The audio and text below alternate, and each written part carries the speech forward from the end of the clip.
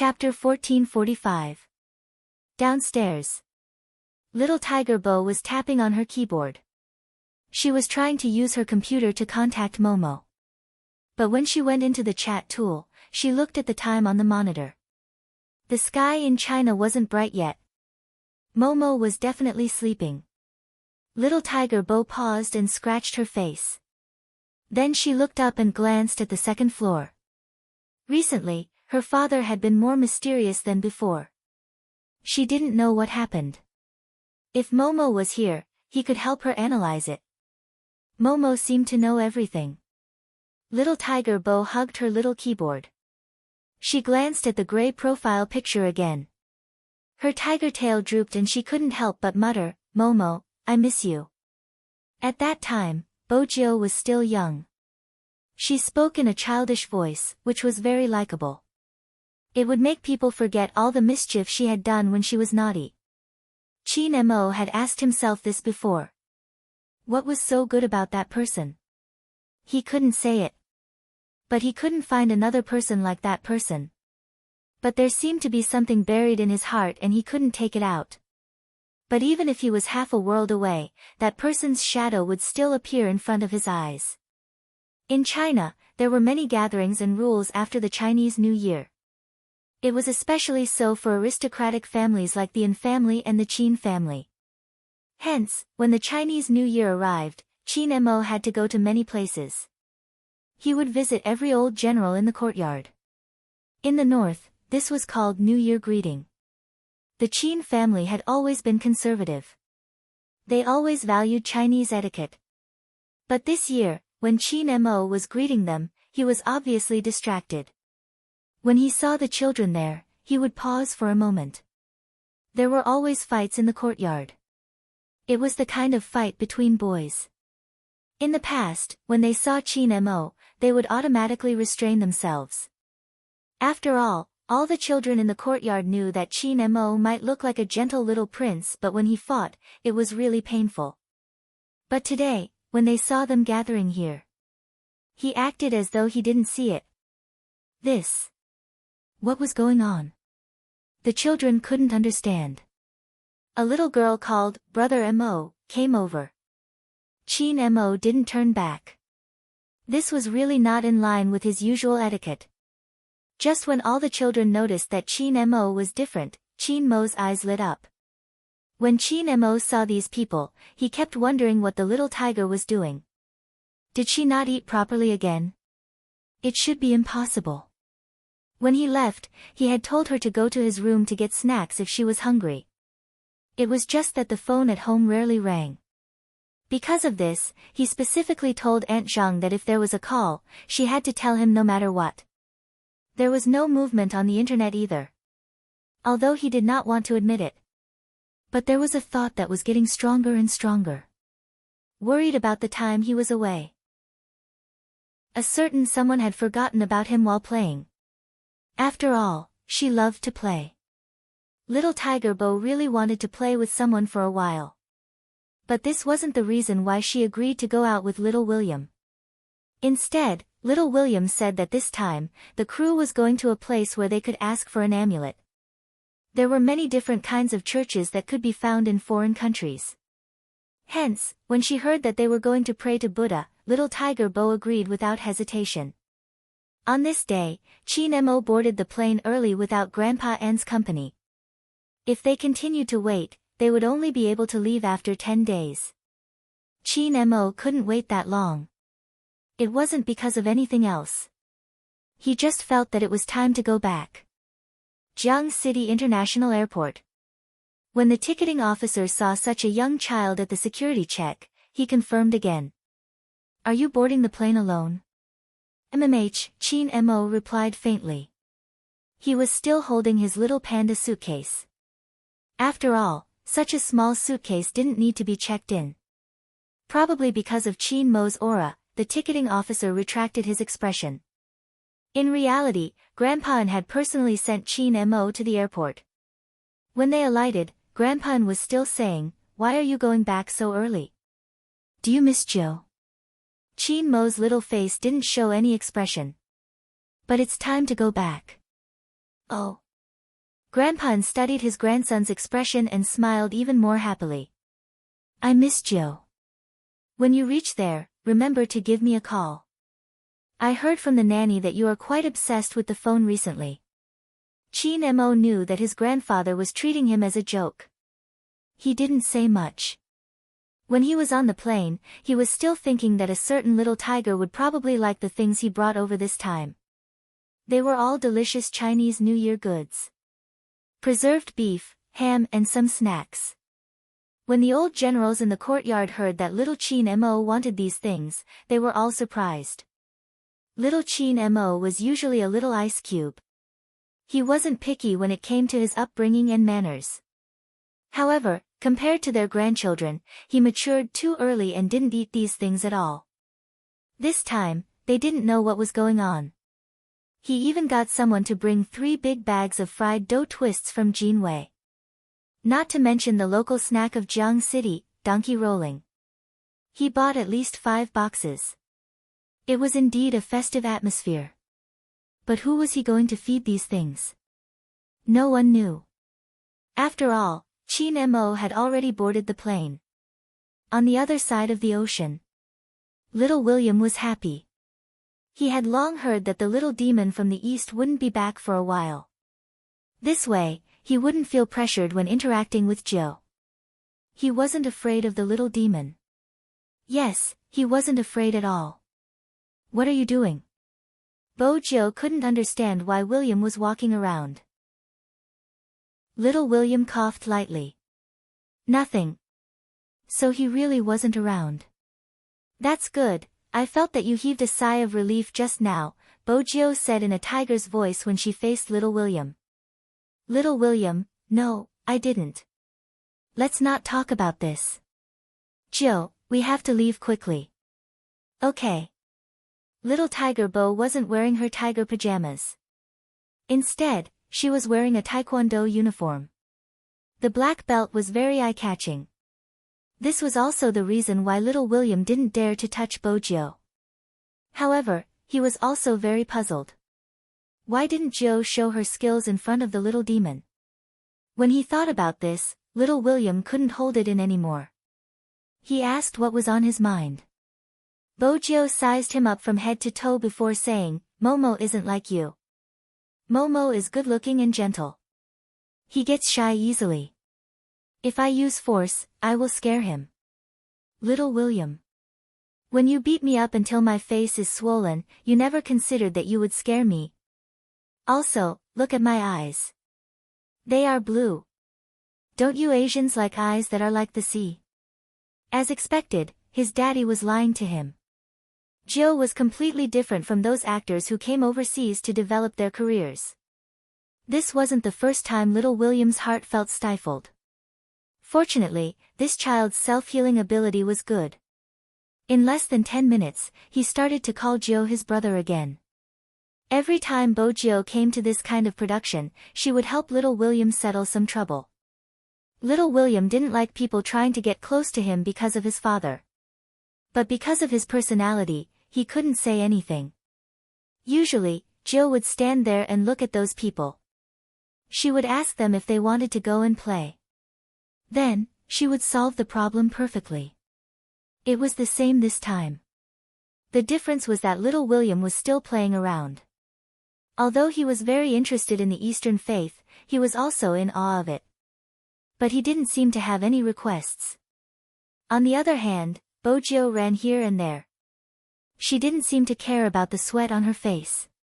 She was really like a little tiger. She knelt on the horsetail whisk mat seriously. Her small hands were clasped together. Her round eyes didn't blink. It was rare for such a young child to be able to do this. Unless she was a little monk in a temple. She was probably too young. An old monk wearing a robe walked over and chanted, Amitabha. He had seen countless people but he had rarely seen such a fate.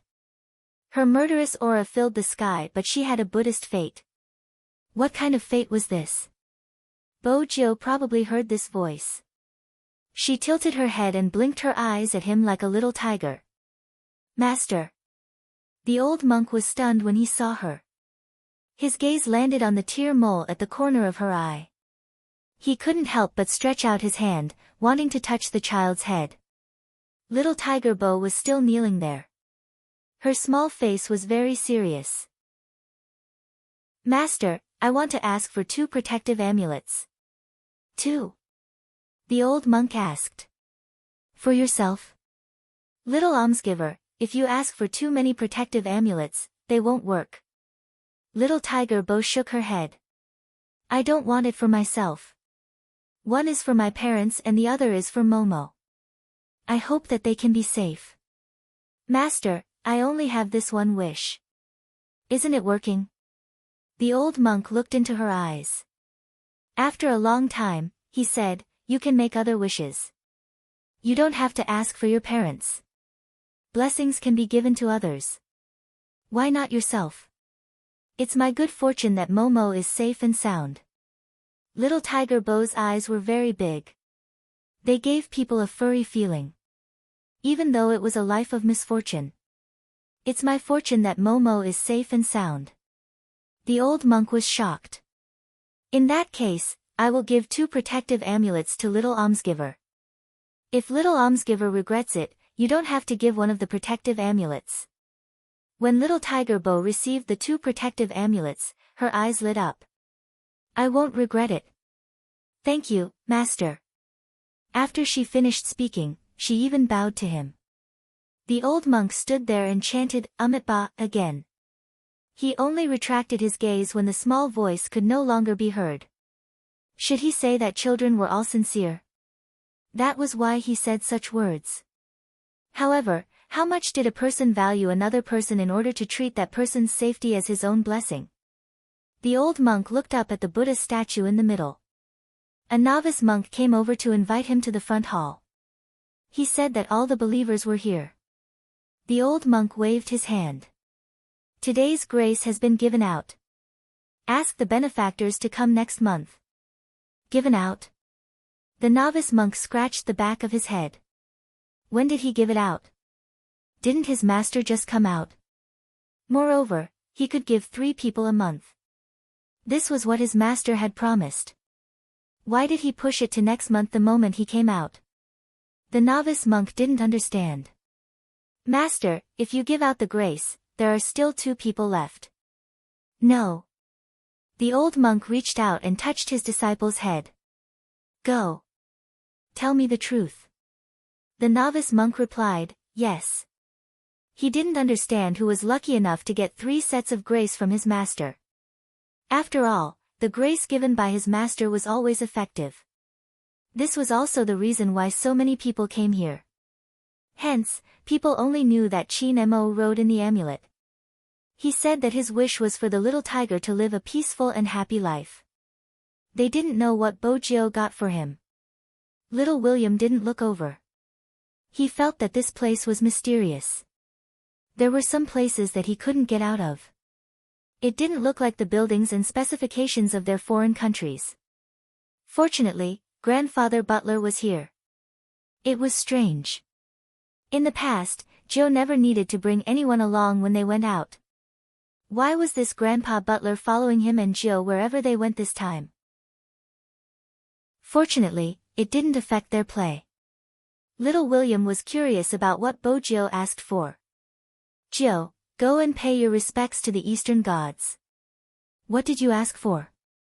They said that you can shake the Buddha. I can't remember what the Buddha is. Anyway, you can ask for a marriage. I already have Momo. I don't need to ask for a marriage. The only flaw was that Momo still hadn't agreed to sell her to be her pet. Little William's lips froze on the spot. Joe, did you consider my feelings when you said that? Obviously, there was none. The 2 children ate ice cream together. With Grandfather Butler following them, little William experienced what it felt like to have a mouth that didn't have time to stop. There was always delicious food for them to eat. Also, there wasn't a fixed time. Hence, they played a little late. Chin Mo landed at 1 p.m. There was a driver arranged by Old Master and at the airport. It wasn't important who would bring him back. After all, a certain little tiger was so young. It wasn't possible for her to come and fetch him. Also, until now, she didn't know that he was coming back. Chin Mo looked at the big and small bags on the back seat. He used his brain a little and he could imagine the expression on the little tiger's face when she saw him and the pile of snacks. She would definitely pounce on him, hug his waist and say that she missed him. He knew a certain someone's routine very well. With that in mind, Chin Mo tilted his head, the corners of his lips curving upwards. The driver looked at the rearview mirror in confusion. "Young master, why are you smiling? Is there something interesting happening outside?" There wasn't any. They were on a long bridge and there were cars everywhere. Then, why was young master smiling? Of course, Chin Mo wouldn't say that he couldn't help but smile when he thought of a certain little tiger. He just tilted his head and said faintly, "Nothing." But as he got closer, he couldn't help but smile. It was faint and faint. He was about to see a certain little tiger. At this time, she should still be doing her mission. Chapter 1446. There was no response. Was it because she was too serious about her mission? Chin Mo thought that a certain little tiger might be wearing earphones. He looked up and glanced at the balcony that connected the two houses. Wearing a down jacket, he did something he had never done before. He learned from a certain little tiger and climbed over the wall. He probably wasn't familiar with her. When someone like Chin Mo climbed over the wall, he gave off a feeling that it didn't match his temperament. When the young golden-haired butler came back, he saw this scene. At first, when he saw the small figure, he thought that Miss Jill was being naughty again. He said anxiously in English, "Oh no, Miss Jill, young master will be back soon. If you do this, young master will be back soon." When the golden-haired butler saw the cold little face, even the hair on his head was shocked. How was this possible? Everyone knew that their young master was a model when it came to etiquette. How could he climb the wall? "Why are you shouting?" Chin Mo lowered his gaze and glanced at him. His voice was indifferent. The golden-haired butler stood there in a suit. "No, nothing." He really wanted Miss Jo to see how his young master looked when he climbed the wall. He really wanted to laugh. Chin Mo ignored him. After standing on the balcony, he walked towards the floor-to-ceiling window. Through the floor-to-ceiling window, he could clearly see that there was no one inside. Uncle Bo and the others weren't here. Even a certain little tiger wasn't here. The room wasn't that messy. Suddenly, it was so clean. It seemed as though the owner hadn't come back. Of course, at that time, Chin Mo didn't have the inhuman ability to speculate as he grew up. After all, he was still a child. But the feeling was right. Chin Mo looked in a certain direction through the floor-to-ceiling window. A certain little tiger should have been sitting there. Her little claws were tapping on the keyboard. She must have scratched her face from time to time because she didn't know how to roll up her sleeves.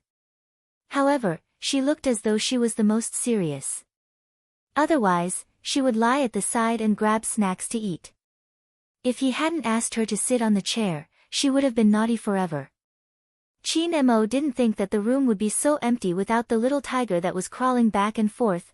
Downstairs, the golden-haired butler looked at the back of the little figure standing on the balcony. He didn't understand why.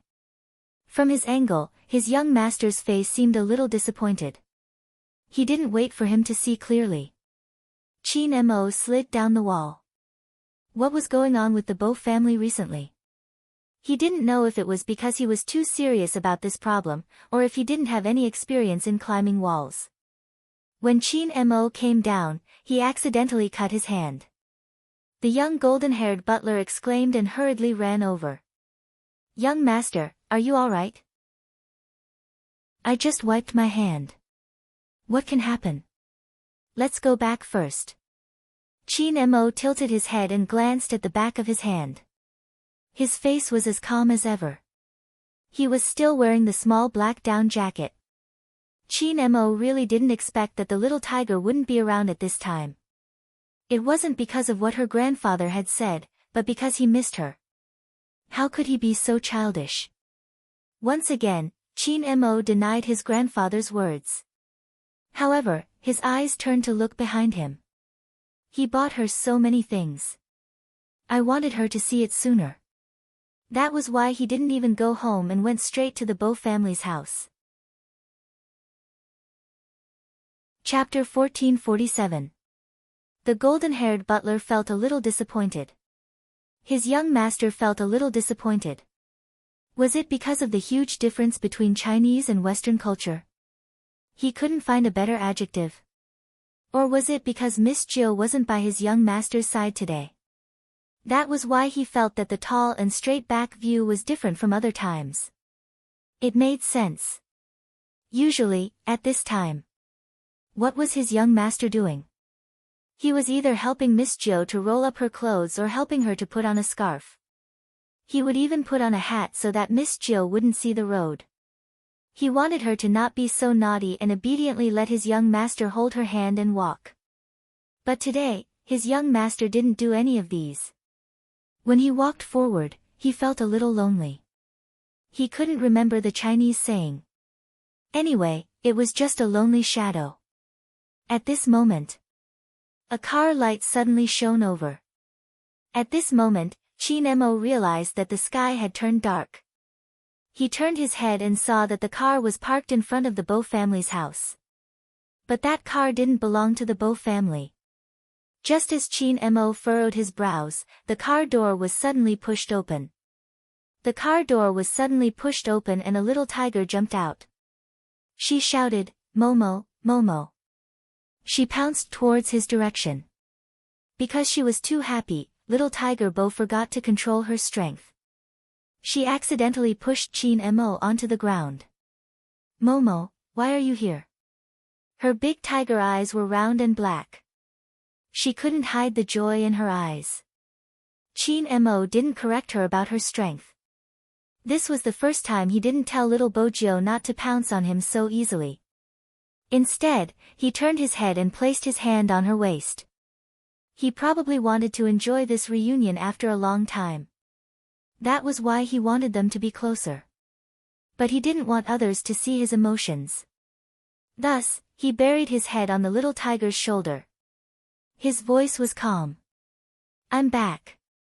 This was the first time little Tiger Bo saw her little princess Chin being so proactive and a little shy. She happily took out the amulet she had begged from Master. Without thinking, she pulled a red string and put it around his neck. "Momo, a present for you." Chin Mo replied, "MMH." His voice didn't sound like anything. But the young golden-haired butler could see the slight difference when he looked at him. The smile on his young master's face was too obvious. Was he that happy? Also, don't think that young master's N is nothing. Except for the things that Miss Jill gave him, he would accept them. If anyone else offered it to him, he would politely reject it. As long as the person who gave the gift was Miss Jill. Whether it was a small stone, a wild mushroom, or that huge piggy bank. This kind of inconspicuous thing was placed in the most conspicuous place in the room by the young master. It was impossible for others to touch it. On the other hand, the young master loved it when people asked him questions like, "Where did you buy this tiger piggy bank? It's rare to see such a big one." The young master would always reply lightly, "A certain little tiger gave it to me." In fact, the corners of his mouth were curling up slightly. At that time, the young butler inexplicably understood why the young master would place these things in the most conspicuous place. He was clearly showing off. Now, it seemed that the young master had one more thing to show off. The two little people hugged each other on the ground for a long time. Little Tiger Bo was still instructing, "Momo, the amulet can't leave your body. If not, it won't work. Momo, you must listen to me. MMH, listen to me." At the end of her sentence, little Tiger Bo stretched out her hand and touched Chin Mo's head. Grandfather Butler wasn't around. Besides the driver and the bodyguard, there was another person in the car. It was little William. He always felt that Gio had a special characteristic. It was that after seeing that little demon from the east, she would automatically block everyone around her. Little William followed them and called Bojo. Then, he said, "Joe, let's meet at another place tomorrow. If Uncle Bo doesn't come back today, come to my house and sleep." Grandfather Butler said not to stay at home alone. Little Tiger Bo didn't feel anything when she heard this. This was the sentence that Little William said the most these 2 days. When had Little Tiger Bo ever listened to him? But the moment Chin Mo saw Little William, the color of his eyes darkened. A certain little tiger alighted from William's family car. Also, sleep, sleep. This was the first time Chin Mo felt a huge rock pressing on his chest. Angry? Disappointed? Angry? Probably all of them. That was why Chin Mo couldn't control himself. Before Little William could say anything, he pulled Little Tiger Bo up from his body. He ignored everyone and pulled her wrist directly into the Ant's house. He couldn't control his strength. But Chin Mo didn't understand. She was the one who was pulled up by brute force. Why was he the one who felt his fingers hurting? The place where he got scratched when he climbed over the wall just now seemed to be on fire. It was burning. It seemed as though something was burning in his chest. He thought that she would listen to him and not go out with anyone else. He admitted that his possessiveness wasn't normal. As an ordinary child, how could she not play with others? But Chin Mo couldn't control his thoughts. For example, he kept thinking that this was the little tiger he was raising. The little tiger should only look at him and play with him. She shouldn't be close to others. He only raised this little tiger. He wasn't interested in other people at all. Since he could do it, a certain little tiger should be able to do it too. But not only did she not listen to him, she even became so intimate with Little William. When Chin Mo lowered his gaze, he tried to calm his emotions but he couldn't. "Little Bojo, how many times have I told you? You are a girl. Can't a girl be reserved?" Little Tiger Bo's small face was serious. "I'm very reserved. You pounce on people whenever you see them. Is that considered being reserved?" Chin Mo knew that he was venting his anger but he couldn't control it. Little Tiger Bo's round eyes were a little gray. "Momo, if you don't like me like this, I won't pounce on you in the future. This isn't the first time you said this. You even said that you would listen to me obediently. Forget it, why am I telling you this? Little Bojo, I've said it before, if you want to play with others, don't play with me." Bojo's eyes were cold as she looked at Bojo. After he finished speaking, Chin Mo turned and walked towards the stairs. Little Tiger Bo instinctively wanted to hug him. "Don't always use this method." Chin Mo tilted his head. His small side profile was handsome and cold. "If you want to play with others, then play with them. I don't want to control you anymore." Little Tiger Bo was a little hurt when she heard this. "I didn't ask you to control me. You are too strict. I'm just mischievous. I didn't do anything bad." When Chin Mo heard this, he didn't say anything else. He went upstairs directly.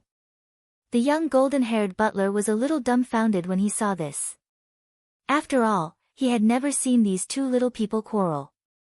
Miss Joe and his young master were so close that people would think that they were biological siblings. After all, when his young master treated Miss Joe, he always spoiled her. Hence, no matter what Miss Joe did, he never got angry.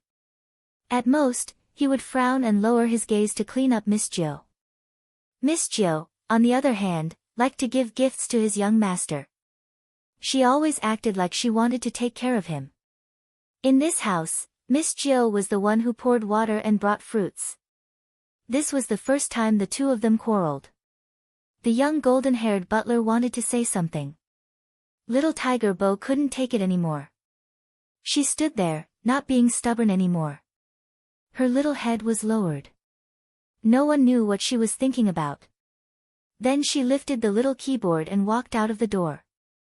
She was listless the entire time. She also wondered if she was being too passionate at times. But she thought that Momo liked it. If not, Momo wouldn't allow her to fool around.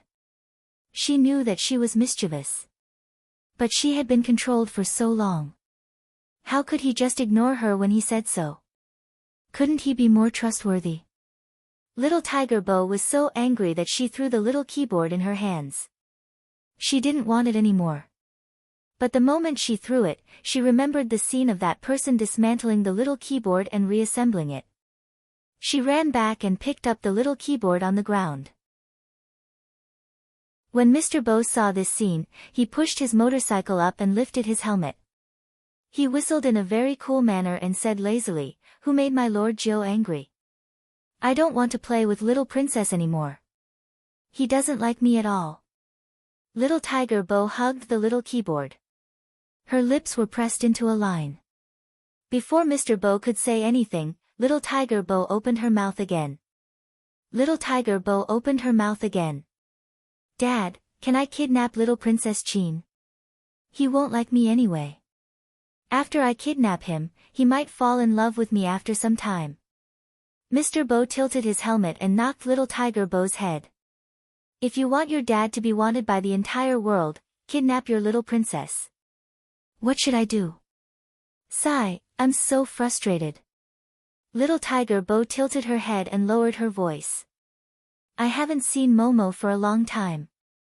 But Momo said that I shouldn't be reserved and that I shouldn't keep pouncing on people." Mr. Bo, who was used to being his daughter's relationship counselor, agreed with her. His voice was still casual. He wore a leather jacket and jeans, looking very cool. "You really shouldn't be so proactive. You should keep that little ice block from the Chin family hanging. Don't say bad things about Momo." Little Tiger Bo was still very protective of her child. "I should be the one saying it." "Mr. Bo. Was this daughter his biological daughter?" "All right, Lord Jiu, let's talk tomorrow." Mr. Bo reached out and picked up the little tiger. He placed her on his neck. "Let's go home and sleep." "MMH," Little Tiger Bo replied. Then, she seemed to have thought of something. She grabbed her father's hair with one hand and took out another amulet from the pocket of her jacket with the other hand. "Dad." "Mr. Bo, I refuse to listen to you praising your little princess anymore." Chapter 1448. Little Tiger Bo widened her eyes. She had a serious expression on her face. "I praise my little princess because he is too good. For example, he knows things that Dad doesn't know. Mom says that he has a scholarly aura. He isn't like Dad who can't pretend no matter how hard he tries. Not only does he feed me, but he also tells me stories before I sleep and teaches me how to write." "Dad, you don't know how to write." In the yard surrounded by white fences, Mr. Bo threw his motorcycle into the yard casually. He didn't seem like an adult at all. "Lord Jiu is too much." "What do you mean by pretending?" "I'm a PhD student, understand? I bought it." Little Tiger Bo sat on his neck and grabbed his hair. She glanced down. "Dad, don't talk about this anymore. I want my face too. After all, Mom always says that I'm like you." Mr. Bo yawned and smiled devilishly. "Isn't it good to be like me? That little ice block from the Chin family probably doesn't even know how to climb over a wall. How boring." Little Tiger Bo blinked. "Momo wouldn't do something like climbing over a wall." "Is that so?" Mr. Bo tapped the black cutter on his wrist. It projected a scene of a little ice block climbing over a wall. There was a surveillance camera in front of the Bo family's house. This was why Mr. Bo could go out and do some things without worry even if there was no one at home. It was because it could be monitored 24 hours a day. After Little Tiger Bo saw the scene, she made a decision in her heart. She definitely wouldn't let her little princess climb over a wall in the future. It was too dangerous.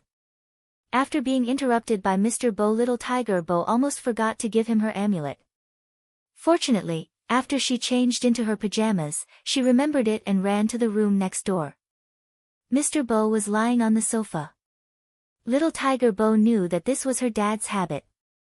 When her mom wasn't around, he liked to sleep like this. He was like a cheetah that was ready to wake up anytime. Dad, this is for you and Mom. Little Tiger Bo placed the amulet in Mr. Bo's palm. Mr. Bo raised his eyebrows and wore it. He wasn't superstitious, but the Bo family did have this origin. There was one thing that was true. Joe was too suitable to take over his job. Even if this path was difficult. But that seemed to be the case. Some people were destined to bear the responsibility the moment they were born. Mr. Bo leaned on the sofa. If Joe was a sweet princess who didn't know anything, perhaps he would use all his strength to make her continue to not know anything. However, their Lord Joe had always been interested in small keyboards and was very smart. Most of all, she loved it. Mr. Bo stood up. His gaze was deep. Because of this figure, Chin Mo gave up on the idea of asking the butler to call Little Tiger Bo back. The Bo family had an adult. It seemed that he had no reason to worry about a certain someone. Chin Mo tilted his head and glanced at his hand. He thought she would be the first to notice his injury. But he didn't. Looking at the snacks they brought back from China, Chin Mo's eyes deepened. He reached out to turn off the lights in the bedroom. He didn't want to treat his wounds, and he didn't even want to sleep. It was probably because he was still jet-lagged. Through the moonlight, Chin Mo looked like a little prince lying on the bed. There didn't seem to be anything out of the ordinary. In fact, he had already opened his eyes when he reached out his hand to touch a certain small heater. Why did I come back so early? As soon as this thought appeared, it never stopped. Some things, we wanted to go this way. But the world was always unpredictable.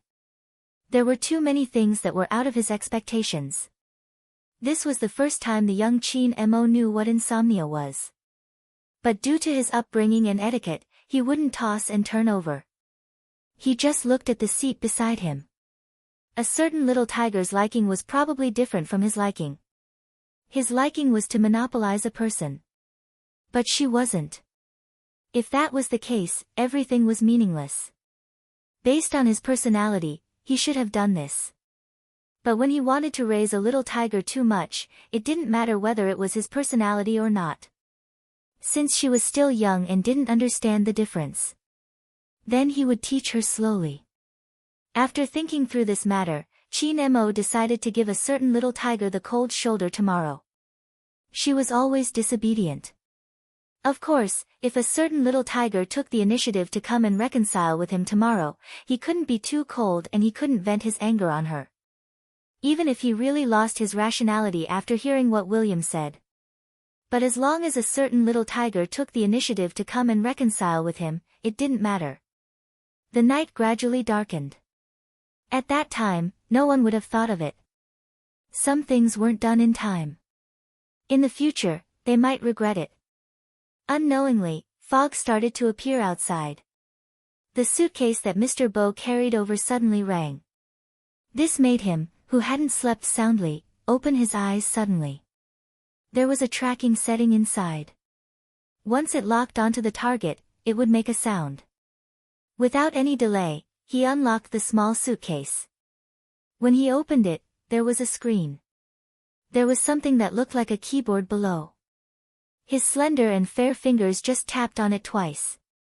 The ordinary screen was changed. It was changed to the most accurate lock-on route map.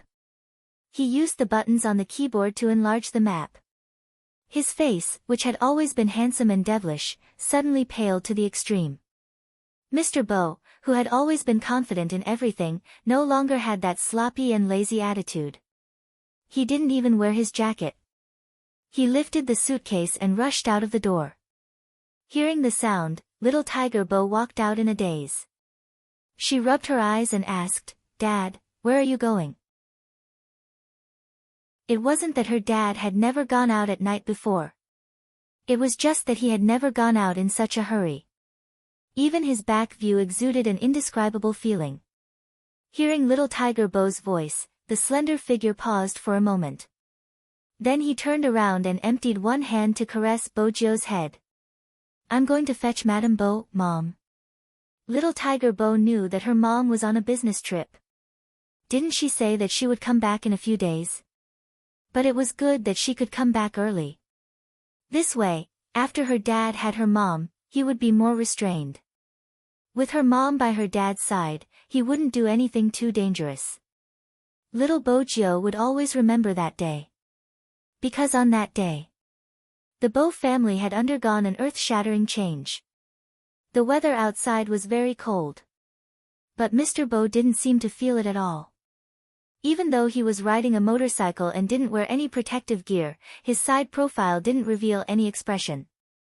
That pair of eyes seemed to be dyed with endless darkness. He had never expected that group of people to appear at that place. The city where Madame Bo was on a business trip.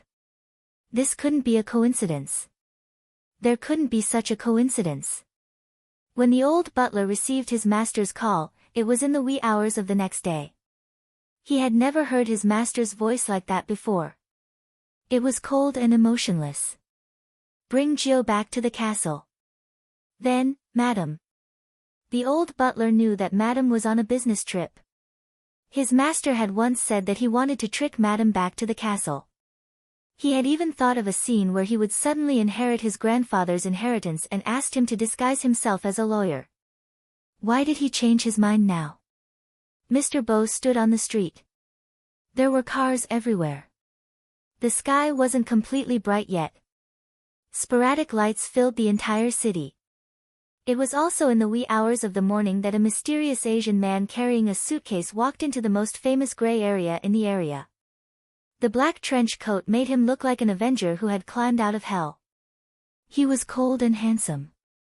I will bring her back. The old butler realized that something was wrong.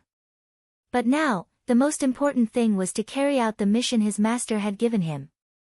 The fog was still there. It was a vast expanse.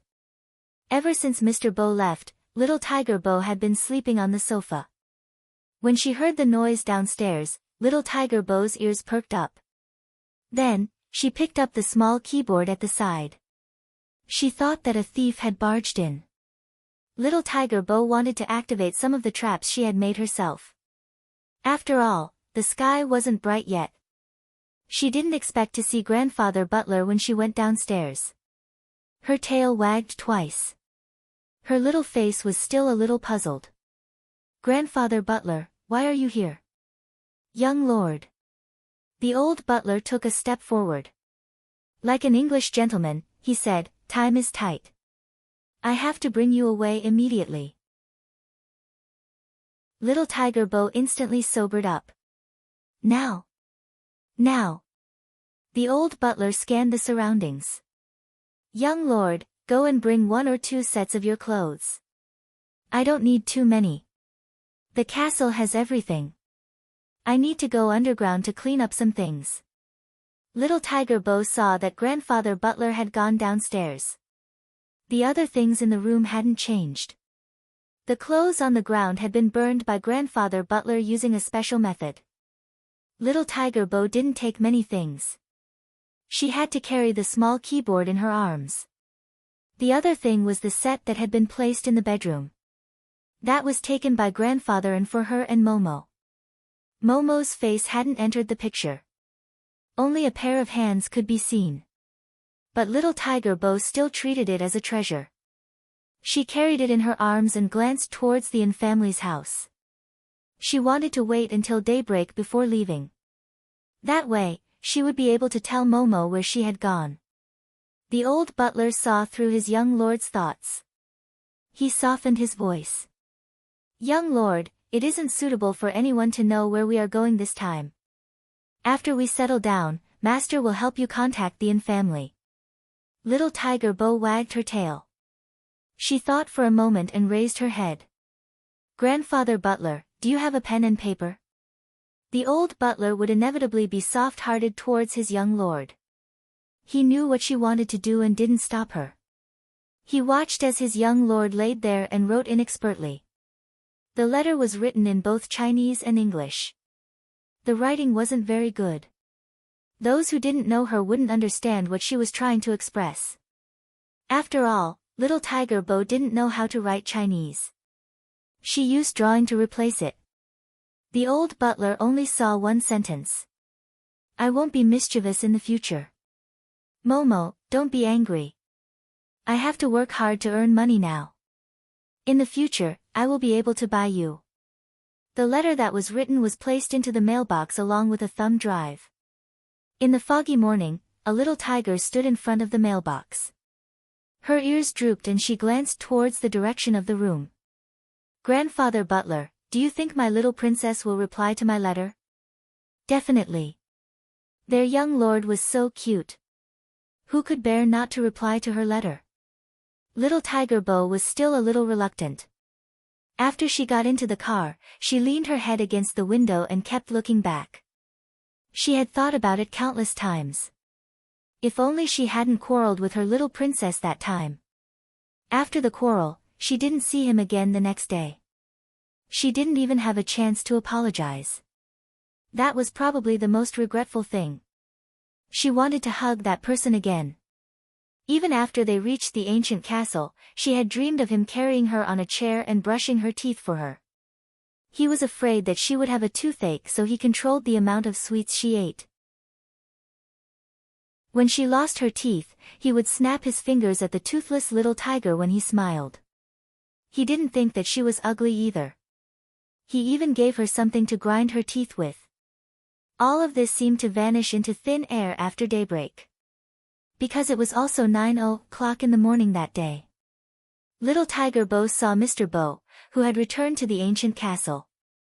However, there was only her father. She didn't see her mother. Her father, who said that he wanted to bring her mother back, was alone. At that time, little Tiger Bo was still in a daze. She thought that her mother was busy as usual and didn't come back with her father. Mr. Bo's hands were dripping with blood. His long legs were supporting the motorcycle. His black trench coat was fluttering in the wind. When he took off his helmet, he gave off an indescribable feeling of darkness and fatigue. The old butler's worry was obvious. When he looked at Mr. Bo again, the light in his eyes was different from usual. Little Tiger Bo hugged her little keyboard and called out, "Dad." Mr. Bo seemed to have regained a trace of rationality. His face was stained with blood. His slender figure knelt on one knee and placed his head on little Tiger Bo's shoulder. His voice was a little hoarse. "Lord Jiu, I'm sorry. This time, I'm afraid I have to go against my words." What did he mean by going against his words? Little Tiger Bo didn't understand why she was crying. It was probably because she felt her father trembling slightly. It was so unfamiliar. Little Tiger Bo didn't ask where her mother went. She didn't dare to ask. She was a little afraid. No, it wasn't a little. She was too afraid. She hugged the little keyboard in her arms and allowed her father to lead her to a place. She saw many people. She also saw her father's cold smile. Send them to where they should go. It was a kind of hatred. A hatred that couldn't be erased. It was also at that time that little Tiger Bo understood a principle. At the same time, she hated this kind of person the most. Don't always stand on the moral high ground and ask people to forgive you. If you weren't the person in question and didn't understand what the person in question had gone through, then shut up. When did the person who broke a bad person's family and stole other people's things become reasonable? She would never forgive the person who took her things. Some people harmed others to pretend to be pitiful or to criticize others. Did you think they would feel that they were in the wrong? No. They were just afraid that their image would be damaged. Or, they would show a smug expression and talk about what they had done. The heavenly axiom should be a cycle of retribution. The heavenly axiom wouldn't carry out this retribution on her behalf. Chapter 1449. At that time, Chin Mo, who was sitting at the dining table, didn't know what his little tiger was going through.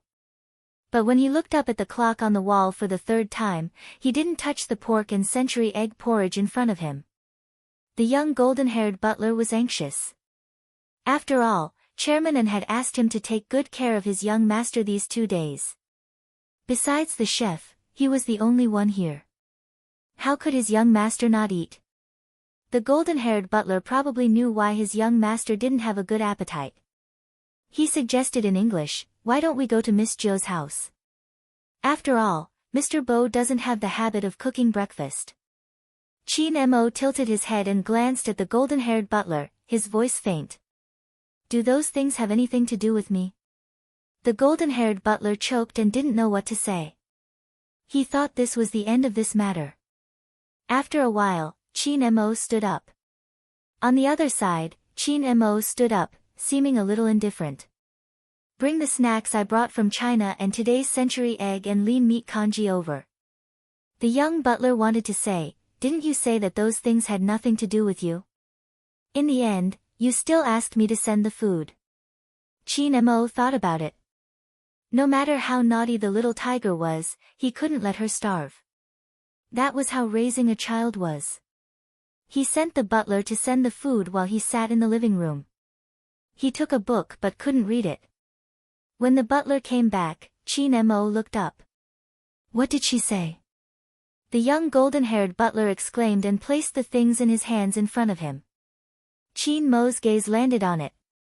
It was the things he had given him previously, untouched. His brows slowly furrowed. The butler watched as his young master's handsome face turned colder and colder. He hurriedly said, "It's not that Miss Jo didn't accept it, there's no one in the Bo family." "No one? So early?" Chin Mo replied, "Got it." His gaze landed on those things again. Even the boxed pastries had a shelf life. He had specially found a chef to make the pastries. Plus the time it took to fly over. Chin Mo lowered his gaze. There were 2 more days. Forget it, he would send it over at night. Even so. On this day, Chin Mo didn't do anything. He looked like he was reading a book. An entire day had passed but he didn't even flip that page. Not to mention eating. The blonde butler looked at the unmoving steak on the table anxiously. However, there was still no one from the An clan.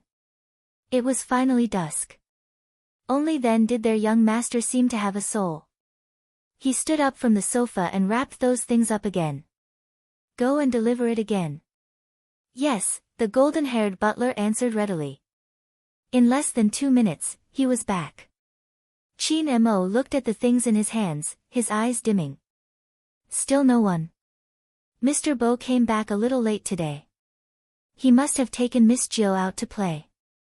I'll send him back at 10 p.m. The young butler was still too naive. Chin Mo nodded and sat in front of the dining table. Just as he was about to pick up the napkin, he suddenly remembered something and put it down. He hadn't seen the little tiger for 24 hours. If she followed Uncle Bo, what would he bring her to eat? As long as it wasn't junk food, it was fine. After eating it the last time, her stomach had been bulging. He had to rub it for a long time before she stopped feeling uncomfortable and knew to sleep well. In that instant, Chin Mo thought of many things. Maybe a little later. Chapter 1450. The clock in the living room swung from 6 to 10. The fog outside was so thick that he couldn't see the figure walking towards him.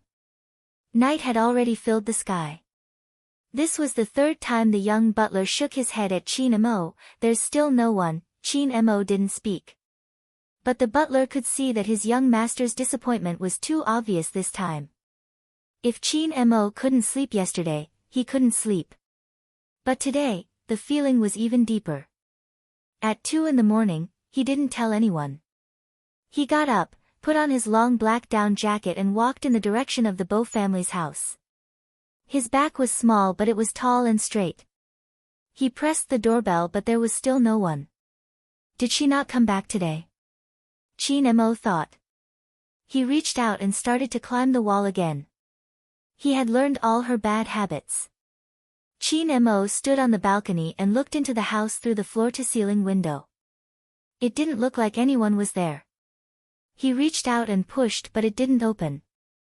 There was one thing he couldn't compare to a certain little tiger. No matter what kind of lock it was, it could be opened with her hands. He didn't get anything. Chin Mo could only go back the way he came. He hadn't seen that person for 32 hours. Even if he wasn't willing to admit it. He flew all the way from the country just so that he could see a certain little tiger earlier. Chin Mo lowered his eyes, telling himself to wait a little longer. He was the one raising the child. She wasn't the one raising him. When she came back tomorrow, he would come to the Bo family's house to make up with her. After all, according to a certain person's level of stupidity, she might not understand why he was angry. This was Chin Mo's thought that night. The next day, early in the morning, he asked someone to make a basket of soup dumplings and prepared to bring the things over. Seeing his young master like this, the young butler couldn't bear to say that there was no one at the Bo family's house. He watched as the smile on that handsome little face gradually disappeared. His young master stood in front of the Bo family's house, carrying things in his hands. The way he pressed the corners of his mouth made people think of the word lonely. Fortunately, his young master didn't stand there for long. Instead, he turned around and walked in another direction. The young butler was shocked by this sudden change and hurriedly followed. "Young master, where are you going?" His young master's route was very clear every day. One was to her house and the other was to the Bo family. Usually, he would take Miss Jill for a walk after dinner. He had never been to any other place. What was going on this time? Chin Mo didn't speak. He was wearing a black coat, giving off the vibe of a little prince. The butler looked at the little, cold figure and did not dare to ask a second time. Wait a minute. Wasn't this young Master William's house? Just as this thought rose in the butler's mind, Chin Mo had already reached out to press the doorbell. This morning, the big William was still hugging the Spider-Man pillow and fantasizing that he was saving the world. In short, he slept like a log. After all, it was still early, and the alarm clock had not yet rung. What he didn't expect was that he would be dragged out of bed. Who was it? Who was so uncultured as to disturb his dreams? After William opened his eyes, he wanted to express his dissatisfaction in an imposing manner. But when he saw a certain handsome and exquisite little face in front of him, he immediately withered. Chapter 1451. William swallowed and tried hard to maintain his dignity.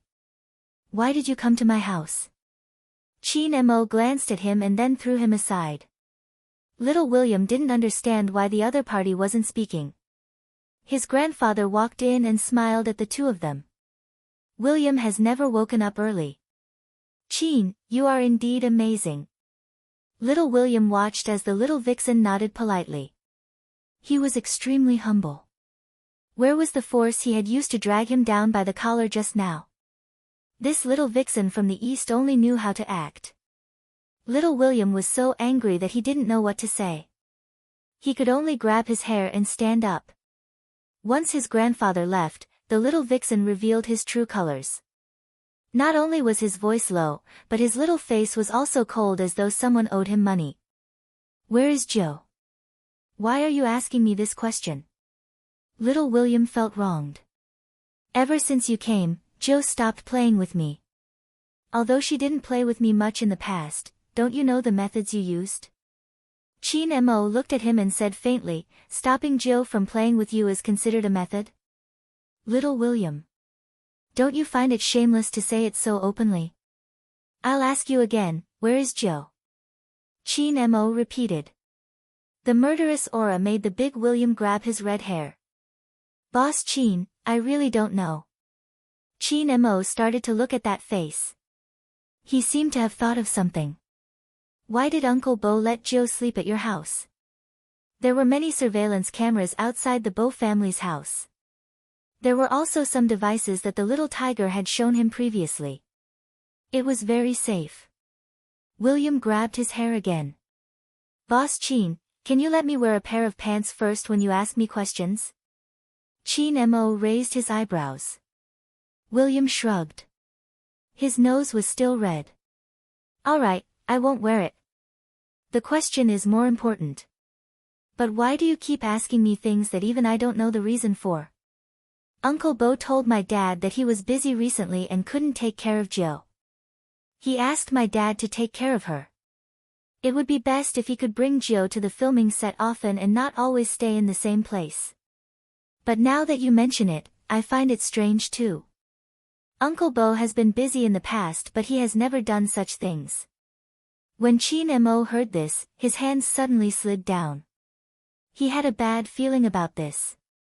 That kind of premonition was innate. It's a little strong. There was also an indescribable emptiness. He didn't stay at William's house any longer. He knew that he wouldn't be able to get anything out of them even if he kept asking. On the other hand, little William was confused. What's going on? Why does this little monster look so distracted? The young butler was downstairs and didn't know what was going on. However, as he watched his young master walk down, he felt as if his entire being had been sucked out, and even his little face was a little dazed. Blank? He was not sure if he had used the wrong adjective. Two people returned to settle down. Chin Mo looked at the pile of New Year goods. He is waiting. Wait for that person to come back. He wasn't home yesterday.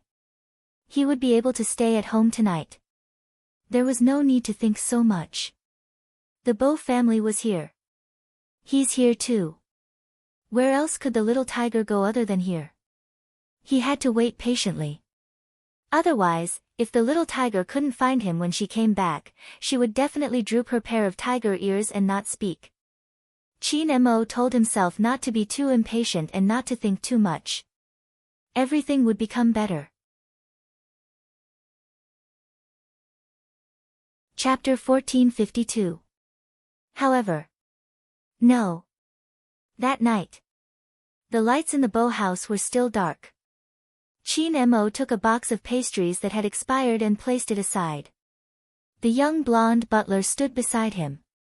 He had been looking for someone, so he didn't even take the newspaper from the mailbox. The atmosphere in the in-house had never been so low. Their young master hadn't eaten for 2 days. The young blonde butler couldn't wait any longer. He called Chairman. When Chairman heard the news, he put down his work and planned to rush over. But there was a large meeting on hand that he couldn't push off. Hence, 5 days later, Chairman flew over. During this period, he had a video call with his grandson. He also understood that if he didn't fly over, something might really happen. Chin Mo was still the same. Nothing could be seen on the surface. Rather than saying that he couldn't see anything, it would be better to say that there was something he didn't want to admit. He had clearly sensed something but he didn't want to admit it. Children were all like this. They hoped to grab onto a certain hope. In the past, old Master thought that his grandson wouldn't be like this. But when he saw his grandson in front of him, he realized. In front of the person he liked, he was no different from an ordinary child. 5 days passed. The New Year goods that Chin Mo brought back for a certain little tiger couldn't be eaten anymore. He still remembered when he was about to return to China. The little tiger had curled herself into a ball and laid in his luggage. She had opened her eyes wide and asked him if he could check her back. Why didn't he fight for it back then? When Chin Mo asked himself, his lips were a little pale. After Grandpa saw his grandson, he asked the kitchen to prepare dinner before he sighed deeply. I will try to contact your Uncle Bo. His grandfather's return gave Chin Mo some hope. He had been waiting for this day. When old Master called, he couldn't get through. He could only spend money to investigate but they didn't find anything. The only result was that, unbeknownst to him, the villa next to him had transferred the account to him. When he found out about this, old Master roughly understood what was going on. The Bo family had left. Something big must have happened. Even old Master who had a friendship with Mr. Bo, didn't have the address of the castle. Hence, he couldn't find the Bo family. How to explain it to his grandson was a problem. Old Master had never thought that this would be the end of the story. Ever since his grandson met Joe, he had changed a lot. Perhaps he had changed too much. So much so that when he picked up the game controller to play games instead of reading, he was stunned. Old Master froze for a moment. Because his grandson's back was facing him, the little figure sat on the ground and put down the game controller in his hand. His voice was still indifferent. "Grandfather, I was wrong. I shouldn't be so proud. I know that she only knows how to play with her little keyboard, play games, and write programs. She doesn't know the ways of the world, but I'm still waiting for her to apologize to me. Grandpa, tell Uncle Bo that I know I was wrong. Ask him to return the little tiger. I will take good care of her this time. Even if she is naughty and wants to play with little William next door, I won't care about her. At most, I will break little William's legs." Chapter 1453. No one knew how Old Master felt when he heard his little grandson say, "I was wrong." He knew his grandson better than anyone. It was probably related to his birth. No matter how humble his family was, his pride couldn't be changed. Not to mention that he had been very sensible since he was young. Even if he had done some black-bellied things and was thrown into the army, he had never said the words, "I was wrong." Old Master, who had always doted on his grandson, felt his heart ache. But there was nothing he could do. If the Bo family really disappeared, no one would be able to find them. This was the rule of the underworld. At this moment, Old Master thought of something. Someone was spending a lot of money to buy information about hackers. Could this be related? But no matter what, even if it was related, he couldn't contact them. The family fell into a silence that they had never experienced before. In fact, it was normal. If a certain little tiger had never appeared. Perhaps this was the normal state of the family. After all, Chin Mo only liked to play chess and read books. He didn't want to play with anyone. It wasn't strange that the family was quiet. But that little tiger had appeared. Not just appeared. He even bought snacks for her in his drawer. Because that little tiger loved to climb over the wall. There was never a quiet time when she crawled around and her body would get dirty from time to time. He had to wash her hands many times a day. So at Chin Mo's place, he would even prepare 3 sets of little tiger clothes in the closet. Not to mention the small meat pads he bought for her that were afraid of her own hands. People always said, "When you see something familiar." But there was never that familiar person again. His heart would feel empty. Chin Mo didn't feel empty. He played the games she played, climbed the walls she climbed, and even did something on the 10th day, breaking the window. It turned out that sometimes what was shown in the movies was real. Only by sleeping in the place where she used to be could he close his eyes and wait for dawn. If a certain little tiger was here, she definitely wouldn't have thought that he would do such a thing. Chin Mo glanced out of the window indifferently. His fingers pressed on the pillow that a certain someone often rested on. This state lasted for half a month. Old Master knew that it couldn't go on like this. When he brought his grandson abroad, he hoped that he would be more cheerful. Now he was in this state. Grandpa was really worried that something would happen. But there were some things that were difficult to say. Until 20 days later. During lunch, Grandpa brought up the topic. "Mo, your mom and dad have both gone home.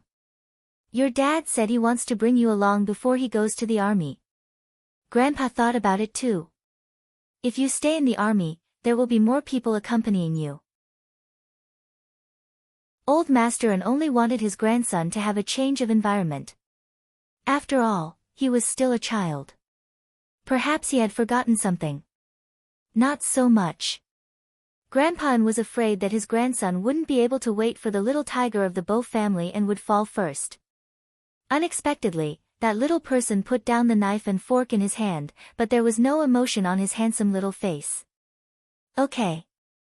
Grandpa was stunned by that one word. He didn't expect his grandson to agree so quickly. But grandfather, you have to promise me one thing. Chin Mo lowered his voice. Don't sell this place. If she comes back, she won't be able to find it. Chapter 1454. Okay. Grandpa An's voice was hoarse when he said this word. He thought that his grandson had thought it through. Until the little figure stood outside the Bo family's courtyard and looked at the window for the entire afternoon. Grandpa An then realized that it didn't seem to be the case. Chin Mo held a talisman in his hand and pulled his little panda suitcase with one hand. That abstinent little face was even more indifferent than before. After getting into the car, he said, Grandpa, I want to go to Wutai Mountain after returning to China. Wutai Mountain? Grandpa glanced sideways. After all, his grandson had never been interested in this aspect. Buddhism? Chin Mo replied and looked down at the talisman in his hand. Wutai Mountain. Grandpa had never rejected his grandson's requests. Especially at this moment. Because when his grandson tilted his head and looked at the scenery outside the window, his head was lowered. 3 days later. Wutai Mountain. There weren't many people who came to worship. Anyone who has studied the Dharma would know. The 1st and 15th day of the first month was the day when the incense was the most popular. But today, the 7th day. The number 7 in China had an ordinary meaning. But on this day. On the long stairs. Thousands of steps. A small figure with an indifferent side profile and a thin layer of sweat on his forehead bowed as he walked. A total of 999 bows. Sweat soaked his sweater. His black hair was steaming. But it didn't seem to affect his nobility. Maybe it was because he was really too young. The young novice monks saw it and watched. There was still snow on the mountain top. The snowflakes would only turn into water when they landed on the head. The young novice monks saw the figure getting closer and closer. Some of them jogged into the temple. Master, Master, there's someone outside, there's someone outside. The old monk who was knocking on the wooden fish put down the Buddhist book and glanced up at the young novice monk. Impatient, when does the mountain not have people coming? Where did all the Buddhist books you read go? No, go out and take a look, there's a child. The young novice monk was a child himself. How could he say that others were children? The old monk shook his head and walked with the smell of sandalwood. He didn't pay much attention at first. When he saw the figure bowing with each step, he paused for a moment before chanting, Amitabha. The cold wind blew. Between the mountain streams, snowflakes fell on the shoulders of the figure, but the little boy's face was even more eye-catching than the mountain full of snow. That scene was very much like Sangyang Gyatso's poem. He said, that year, I kowtowed and crawled on the mountain path, not to see you, but to feel your warmth. In that life, I went around mountains, rivers, and pagodas, not to cultivate my next life, but to meet you on the way. In that instant, I ascended to become an immortal, not for longevity, but to ensure your safety and happiness. The old monk was waiting for that noble little figure to walk in front of him. Chin Mo understood etiquette. Even though there was sweat on his forehead, he still bowed and greeted, Master. 999 steps of worship, no matter when it was, he had to fulfill this wish of his. The old monk looked down, but there was helplessness in his eyes. Young benefactor, where are you from? What do you want? Chin Mo pulled out a red string from his neck. There was an amulet tied to the end of the red string. Someone asked for this for me. Master, can you give me a piece of Buddha's words? Do you believe in Buddhism? The old monk asked. Chin Mo shook his head. I only believe in myself. The old monk asked again, then why did you come to ask for Buddha's words? Chapter 1455. The old monk was stunned. He chanted Amitabha again and led Chin Mo into the hall. The scripture was flipped to the 10th volume. The monk's robe fluttered, the ink and the incense. There was only one sentence left on the paper. I hope that the little tiger in pajamas can live a peaceful and happy life. Then, someone carefully protected a talisman and wore it at the position closest to his heart. Regardless of whether it was in the military, studying in a foreign country, or after finishing his studies, he stood at the borders and protected his country. There was someone who always wore a talisman that didn't match his identity. The day they quarreled. The two children didn't know what was going to happen. Even the little tiger thought that she would come and look for Momo after she was done with what she needed to do. Until after the darkness. Her father brought her to the tombstone. He caressed her hair and told her, "Jill, the best way to protect the most important person is to make others think that she isn't that important. Otherwise, become stronger. Don't leave any traces. You should know that for a hacker who lives behind a computer, the exposure of traces and private life is fatal. It's the same for you and other hackers. From now on, you will be the young lord. I told you the rules of being a young lord a long time ago. Protect the people you need to protect. Use the keyboard in your hand to speak up for injustice." Hence, the little tiger had been enduring. She learned more things and created more powerful little games. She didn't just use it for confessions. Instead, she mixed viruses into it. She even learned how to write calligraphy, read bedtime stories, roll up her sleeves and tie her scarf. She didn't wear the little tiger pajamas anymore. She didn't need to act cute anymore. She didn't need to wag her tail and follow behind anyone. Not everyone could give her a piece of candy when she was naughty. Not everyone would be afraid of her toothache and check the small pockets on her clothes. The smell of being drowned in darkness. Probably, when she slept, she could only hug her little keyboard. Bo Jill was still sensible. She understood the current situation. She endured for 101 days. 3 months. She couldn't bear it anymore. For the first time, she took a car alone and ran to the Inn family. Even though she knew that she wouldn't find anything, she still ran to the window. There was no one. He must have returned to China. Bo Jill was wearing a black t-shirt. Her aura seemed to have changed, her small figure blending into the darkness. The old butler watched from the side. He really couldn't bear to see this happen. He walked over with a black umbrella. "Young master, let's go back." The little figure lowered his head and didn't say anything. The old butler turned his head away and gradually fell silent. Later on, there was a period of time when the young lord would always tell him how good her little princess was to her. She would stop from time to time. The old butler still remembered that master had carried the young lord up and placed her on his neck, letting her grab his hair while she was asleep.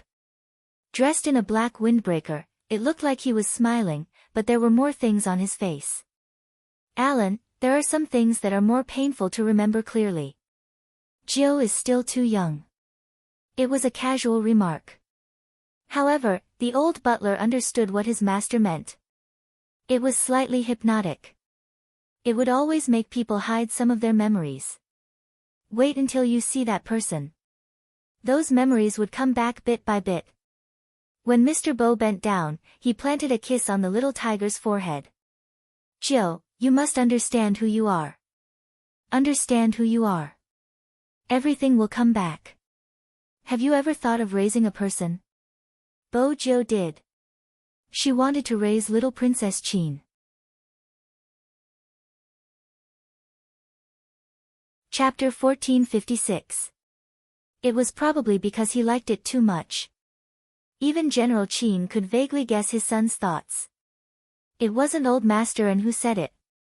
It was because Chin Mo had a high fever after coming down from Mount Wutai.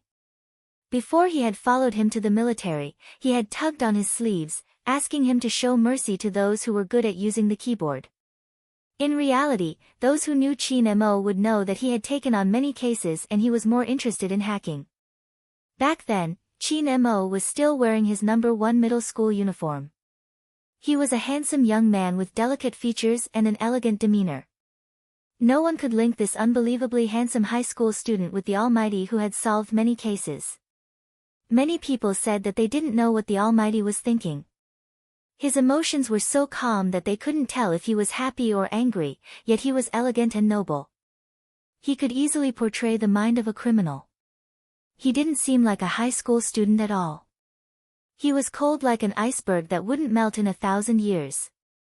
No one had ever seen him smile. But they had seen him feeding stray cats by the roadside. They also knew that he had a house cat called Princess.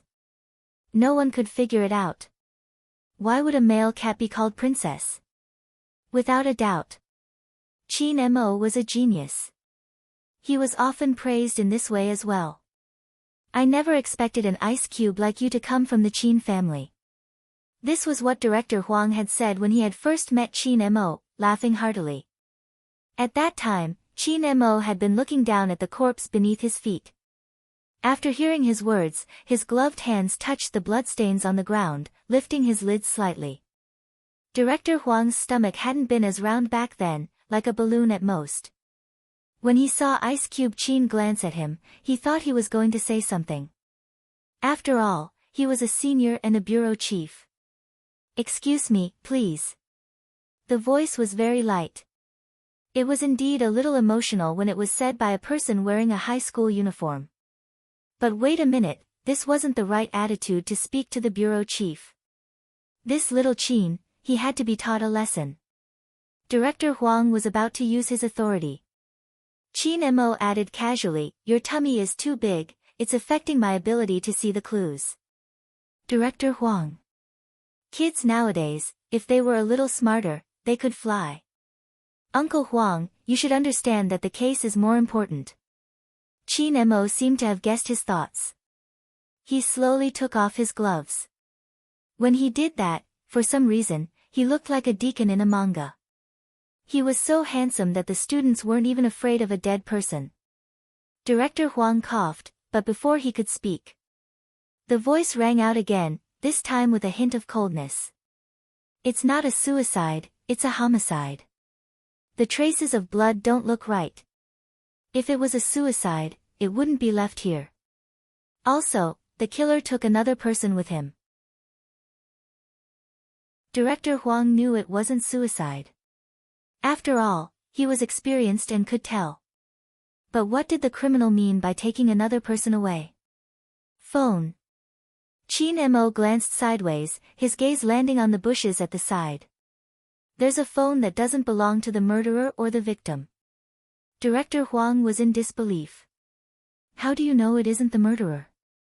"Uncle Huang, this is a serial killer.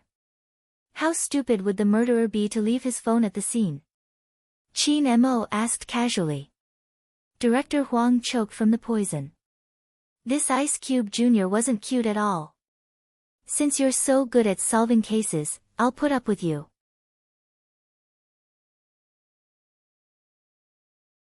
Chapter 1457. Right at this moment, Director Huang watched as Chin Mo took another step forward, suddenly saying, "The culprit is at the scene." At the scene? Director Huang's first reaction was to deny it. How is that possible? Nothing is impossible. Only by appearing here would he be able to clear his suspicion. Under what circumstances would he be able to kidnap a person after killing one? It's obvious that an acquaintance committed the crime. The murderer is smart enough to know that the police would guess this. That's why he deliberately appeared at the scene to show that he has nothing to do with this case and create an alibi. After all, if the murderer is here, no one would suspect that he kidnapped the person. Chin Mo glanced over, his eyes filled with indifference. Nothing is impossible. Only by appearing here would he be able to wash away suspicion. His voice wasn't loud or soft. When it came slowly, Director Huang's expression changed. Director Huang's expression changed instantly as he turned to speak into the earpiece. "Seal off the area, make all the students stay here." "Roger." Even though he wasn't sure why Director Huang had given such an order, the crime squad had always been on the move. But, there were too many people around, which one was the culprit? Just as Director Huang was thinking about it, the person in the high school uniform walked towards the crowd, giving him a hand signal. It was obvious he was telling him not to come over. He was obviously younger than the group of university students, but because of his elegance, his aura was much higher. The onlookers didn't know that the person who solved the case was a high school student. Hence, when Qin Mo walked towards them, some of the female university students blushed, whispering amongst themselves. They had never seen such a boy before. Qin Mo's gaze locked onto one person, looking at his gloomy gaze. He pressed the Bluetooth earpiece beside him. I found the culprit. Director Huang sprinted over the moment he received the news. His first reaction was to look for a well-built male student. But after searching for half a day, there were only females, no males. Where is the culprit? Director Huang lowered his voice. Qin Mo glanced up when he saw that the person was about to leave. In front of me. Director Huang stilled, unable to believe it. After all, the other party wasn't just a girl, she was dressed rather adorably and wasn't tall. How could such a person be the culprit? After all, this was a serial murder case. You're not going to attack? Qin Mo arched a brow. He turned and kicked the branch with his long leg. I'm going to attack. The girl, who wanted to pretend that nothing had happened and walk away, only felt a whooshing sound. Her back was hit hard by something. Then, she was pressed to the ground by the police. She seemed to have realized something. After a pause, she shouted loudly, "What are you doing? What's so great about the police? What right do they have to arrest me? Shut up." The crime squad didn't want to spread the news. The girl became even more restless. I'm going to sue you. Before I sue you, you will be sentenced to death. An indifferent voice came along with the long legs. It was the high school student. The girl paused again. From the start, the way you looked at the scene was different from others.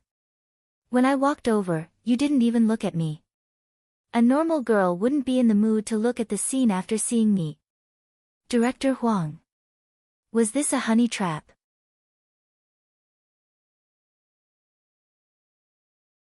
Chapter 1458.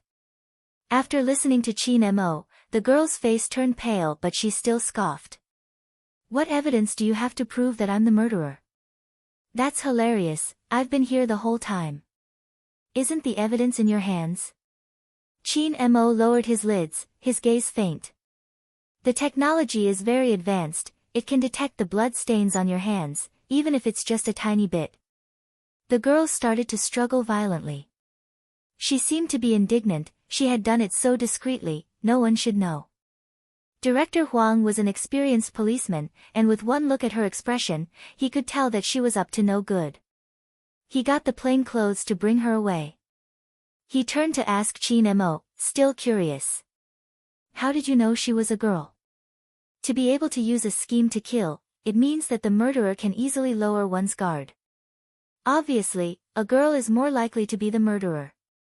Qin Mo replied nonchalantly, glancing over to take the coffee he had gotten someone to prepare, behaving like a young master. Director Huang felt stifled. I understand, there are so many freshmen in the police academy, why don't you start a topic for them? Uncle Huang. Qin Mo took a sip of the coffee. I'm expensive, unless you have a case I'm interested in. Director Huang laughed. Of course I do. Listen up, help me mentor new students for half a month and I'll assign you the international case I want you to do. Otherwise, I'll get someone else to do it. Qin Mo's gaze wavered.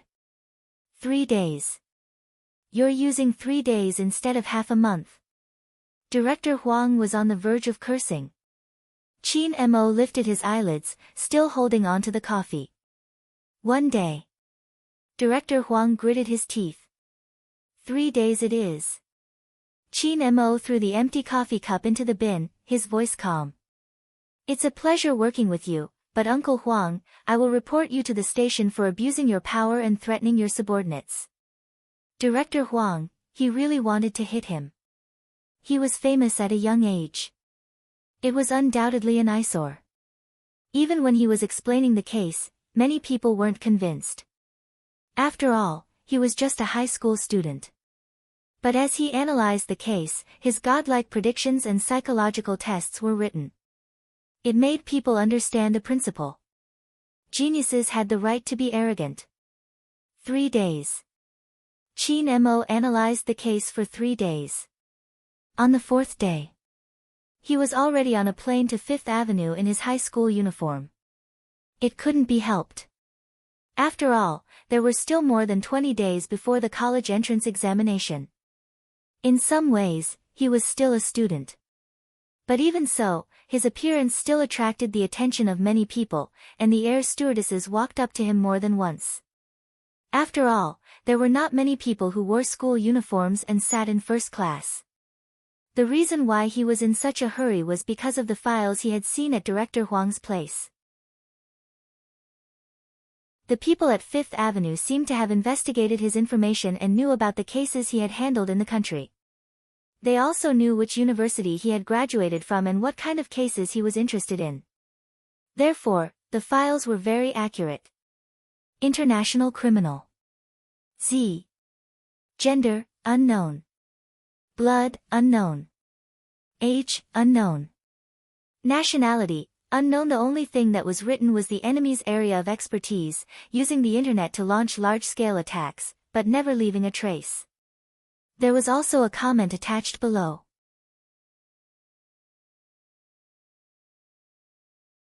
Chapter 1459. It was really a meaningless file. Other than a code name, there was nothing else. However, Chin Mo was very interested in it. No, or rather, other than interest, there was something else that no one could see. Once again, he came overseas. Chin Mo's expression didn't seem to change much. His gaze was very faint. Only when he hooked the amulet on his neck did there be a slight change. It seemed to have deepened and also seemed to have become deeper. It was a gaze that would appear when he missed someone. This place was very close to Los Angeles. It was very close to the place where he used to live. When Chin Mo got off the plane, a golden-haired man with thick eyebrows waved his arms. Hey, here, here. Chin Mo glanced sideways. He stuffed one hand into his pocket and looked in that direction. The golden-haired man extended his hand and greeted in a very American way. I am Whis. You are Chin, right? If your people didn't say that you are still a student, I really wouldn't have imagined it. Oh my God, you are really amazing. I have seen the cases that you handled. Every single one of them is very shocking. What exactly is hidden in your brain? Ah, sorry, that's not what I meant. I mean, how did you reconstruct the criminal's crime process so perfectly? This is too inhuman. Do you know, I only see people like you in the movies. You wrote Z's evaluation. He must be a magician because only a magician can come and go without a trace. Chin Mo interrupted him and recited a sentence from the file, word for word. When the golden-haired man heard this, his eyes widened. How did you know I wrote it? Chin Mo didn't say anything. After all, this kind of guess was too easy. Instead, he changed his tone. In your eyes, is Z also someone who only appears in the movies? Yes. The golden-haired man's face was serious. His nose bridge was still high. Chin, ever since Z came out, he publicly placed the criminal at our doorstep. At the start, it was still fine. After all, there were people helping to solve the case. However, after a long time, it will affect our reputation. Moreover, when he did these things, he was in the gray area. Hence, we planned to capture him and have a good talk. I couldn't catch him at all. Can you imagine? One time, I watched him slip away right in front of my eyes. Chin Mo paused. You mean you've seen him? Ah. He should have seen it before. The blonde man hesitated when he said this. Chin Mo's voice was calm. I didn't see their faces, but I should be able to tell if they're male or female. Of course. I'm pretty sure he's a man. When the blonde man got excited, he even described, he always drove the coolest motorcycle, wore a black trench coat, and wore the latest helmet. He passed right in front of me. Chin Mo absorbed the information and asked, how did you know he was a man? Isn't it obvious? A cool motorcycle. The blonde man emphasized the main point. MMH. Chin Mo nodded and gestured for him to look to his left. A blue-haired girl was wearing a motorcycle helmet. Her voice was calm. A cool motorcycle. The blonde man.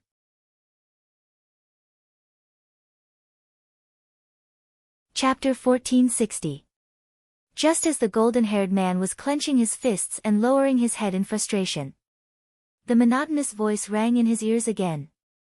What other information do you have? Since you've interacted with him many times, you should be able to gather some information. If you really don't have any, you can tell me the process. The process of the case. The golden-haired man immediately said. Because it's too unbelievable every time, we kept a lot of live videos. After all, Z would make a notice every time he wanted to arrest someone. That's the biggest headache. But this method is not bad. If the influence is big, those rich and powerful people won't use other methods to influence the final verdict. Some people are especially good at using the loopholes of the internet. Chin Mo followed his guidance and opened the car door. When he heard what he said, he raised his eyebrows. His gaze was very calm. You seem to admire Z, that's hard to say. Anyway, we have to arrest him. The golden-haired man wanted to pretend to be profound. Chin Mo didn't continue his sentence. Instead, he said calmly, let's take a look at the live video first. It was probably because this person's noble aura was too strong. The golden-haired man always felt that this person wasn't easy to approach. He was just a high school student. Why did he look so cold? However, when he thought about his identity, the golden-haired man's thoughts changed again. Those piles of cases couldn't be solved by an incompetent person. Moreover, from the information they received, no matter how suspicious or old a case was, he would be able to uncover the culprit in a very short time. He was one step faster than the criminal and could predict the criminal's whereabouts. It seemed like only such a person wouldn't be bewitched by Z. The more the golden-haired man thought about it, the more he felt that their chances of success this time were very high. After all, this was someone they hired secretly. They didn't go through the internet process and they didn't spread the news. Z probably didn't even know that he was the one who came to pick him up. Time passed by a little more. It was almost dusk. The sky on Fifth Avenue was always so blue. White doves and square fountains could be seen everywhere. The wide and spacious road was very suitable for racing. Hence, many of the blockbusters that we saw in the cinemas were filmed here. However, people who weren't locals wouldn't know. There was also a culture here called the street culture. There was also a zone here called the gray zone. There were a lot of gangsters gathered there. There were people from all walks of life. Dusk approached and night fell. When the lights were first turned on, the telephone booths by the roadside looked very ordinary. The black dude who was doodling was still thinking about how to occupy the other wall as well. The original phone booth suddenly moved to the left and right as if someone had pressed an unknown button. There was a crashing sound. One of the doors rolled up. Then, a black Lamborghini sports car with bat-shaped wings rushed out from the inside, like the world's most elegant lion, indicating this point. It was about to move. When the car came out, the black buddies all froze and immediately jumped to the side. One must know that the owner of the car was not someone to be trifled with. However, the owner of the carriage had always been mischievous. The more afraid others were, the more they were. The more he deserved her greeting.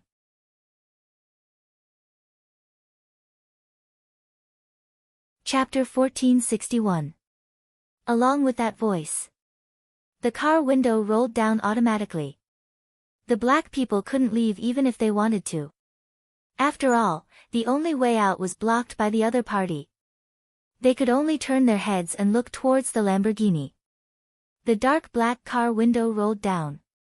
A youngster with black hair died with a few strands of silver stretched out her arm. There was a black ring on her slender fingers. Her lips were half-curved and she looked very handsome and evil. The most eye-catching thing was the tear mole at the corner of her eye. Everyone else's were black. But hers was black with a tinge of red. For no reason, there was a hint of Buddha's beauty.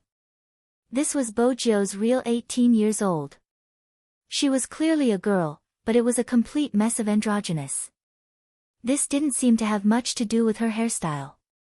It was the aura that this person exuded.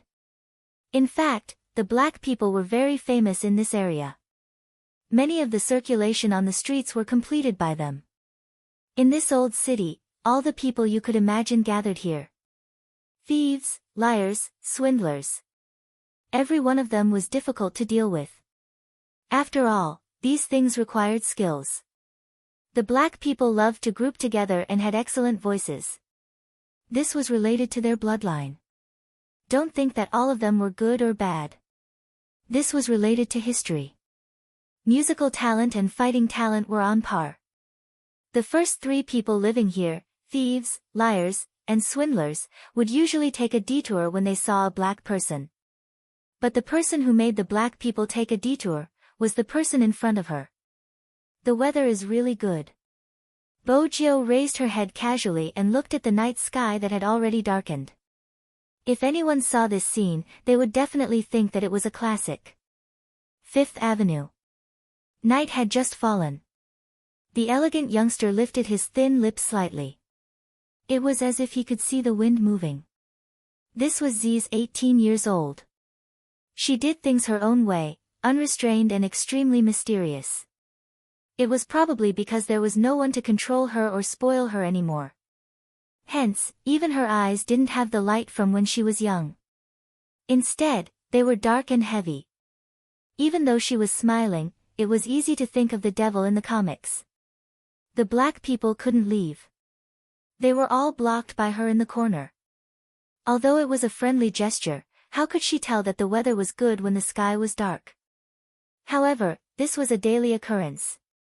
The black people knew that to deal with someone, they had to maintain a straight face. As expected. Bojio wasn't interested anymore. She turned the steering wheel beautifully and headed towards the bustling streets. Only then did the African Americans let out a sigh of relief. Seriously, ever since this guy moved in, they couldn't act like big shots anymore. The route has been modified. Master, where are we going today? Ripples appeared in the system one after another. It was the intelligent little black. However, at this time, it was influenced by its master. His voice was still deep and evil, and it didn't sound like a decent person. Bojio twirled her hair with one hand. It's still early, the nightlife has just started.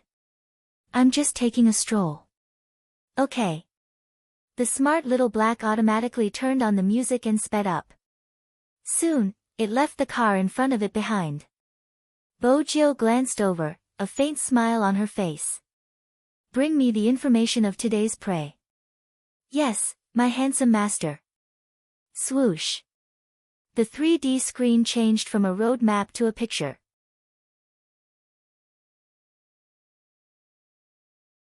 Chapter 1462. A local who used his power to force his subordinates to have sex with him. After receiving the report, the police quickly filed the case. However, the plaintiff did not appear in court. According to analysis, the plaintiff's lawyer used some tricks.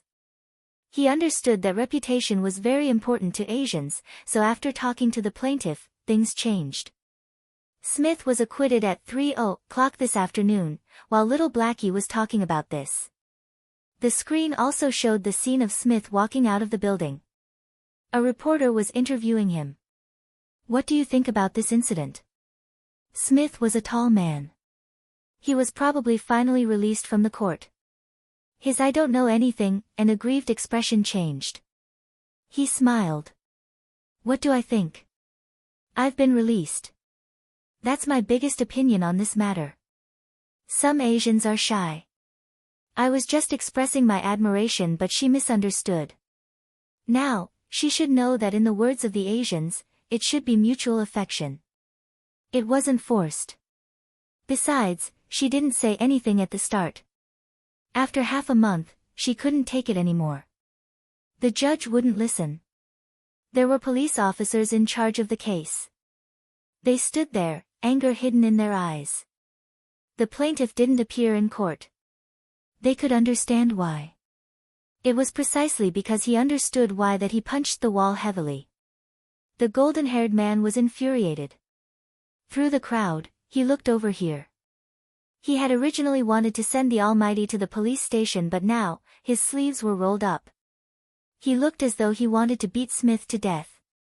Smith didn't mind. If he cared about others' criticism, he wouldn't have done such a thing. The situation was clear. Everyone knew what had happened. The natural disadvantage of women made some things hard to explain.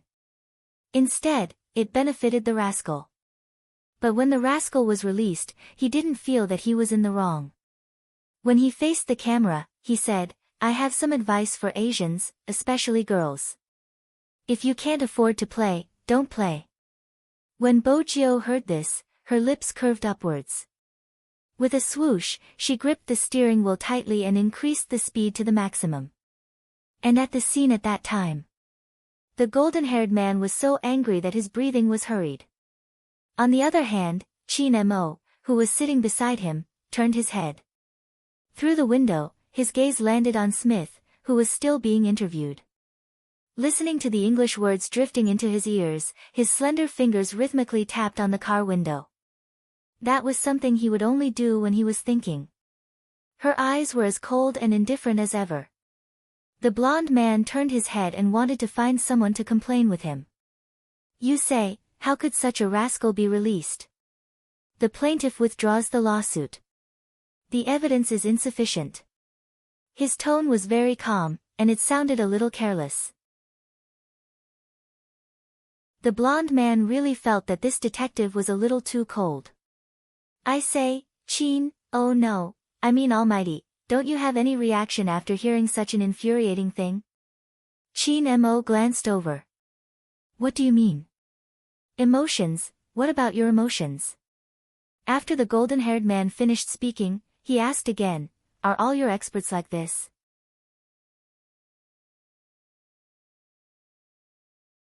Chapter 1463. The golden-haired man wanted to say something, but Chin Mo retracted his gaze. Chin Mo retracted his gaze, looking noble and abstinent. Where will this person go in the future? The golden-haired man was confused. Which person? The rascal you mentioned. Chin Mo's voice was still indifferent. The golden-haired man finally felt relieved. "Chin, you want to beat him up too, don't you?" "No." Chin Mo's gaze landed on his face. His aura was noble. "Beating this kind of person will dirty my hands." The golden-haired man. This was the first time he felt that words could be used in this way. This was even more satisfying than beating someone up. The golden-haired man controlled the smile on his face. Then, he asked curiously, "Chin, why are you asking him where he is going if you don't want to beat him up?" "Because." When Chin Mo said this, his fingers that were tapping on the car window stopped. "He will become Z's target today." Swoosh. A hurried braking sound rang in the air. The golden-haired man turned the car around and stopped by the side of the road. He turned his head and his blue eyes widened. "What did you say?" "I said, he will become Z's target today," Chin Mo repeated casually. His voice was neither fast nor slow. It was a stark contrast to the other person. The golden-haired man didn't know what to ask first. After thinking for a long time, he took out his phone and called the police station. "Hello. It's me. Did Z send out a black notice letter today?" The person flipped through the information and leaned back. He shrugged. "Please, Eric. Would I not tell you if Z sent out a notice letter?" I don't need to tell you. The police station will send out a message to inform everyone. When he said this, he didn't realize that there was a black piece of paper at the bottom of the information. Eric nodded. That's right. All right, contact me if there's any situation. After hanging up, he turned his head and said to Chin Mo, Chin, you must have just come to Fifth Avenue and aren't used to the style of handling cases here. Before Z deals with anyone, they will send out a black notice letter in advance. Then, they will lock onto the target at night. The police station didn't receive, the golden-haired man didn't finish his sentence. The phone in his hand rang again. A clear voice came from the other side. Z. Notice letter. Z's notice letter. Eric, how did you know that Z would send out a notice today? The golden-haired man was stunned. He wasn't the one who guessed that Z would send a notice today. Instead, Eric tilted his head and looked at the emotionless handsome face. A certain high school student, he hung up the phone and took a deep breath. Eric couldn't hide his emotions no matter how hard he tried. No wonder the higher-ups wanted him to bring her over in secret. Was it a coincidence? Was he really that awesome? Eric prepared himself and looked at Chin Mo again. Chin, how did you know that Smith would be Z's target today? Didn't you just ask me why I have no emotions? Chin Mo placed his phone down and the investigation documents beside it. All my emotions are on how to send this scumbag back to prison. Z should be the same. Before I came, I read the documents you wrote for me. Even though it was useless, it wasn't hard to see Z's style.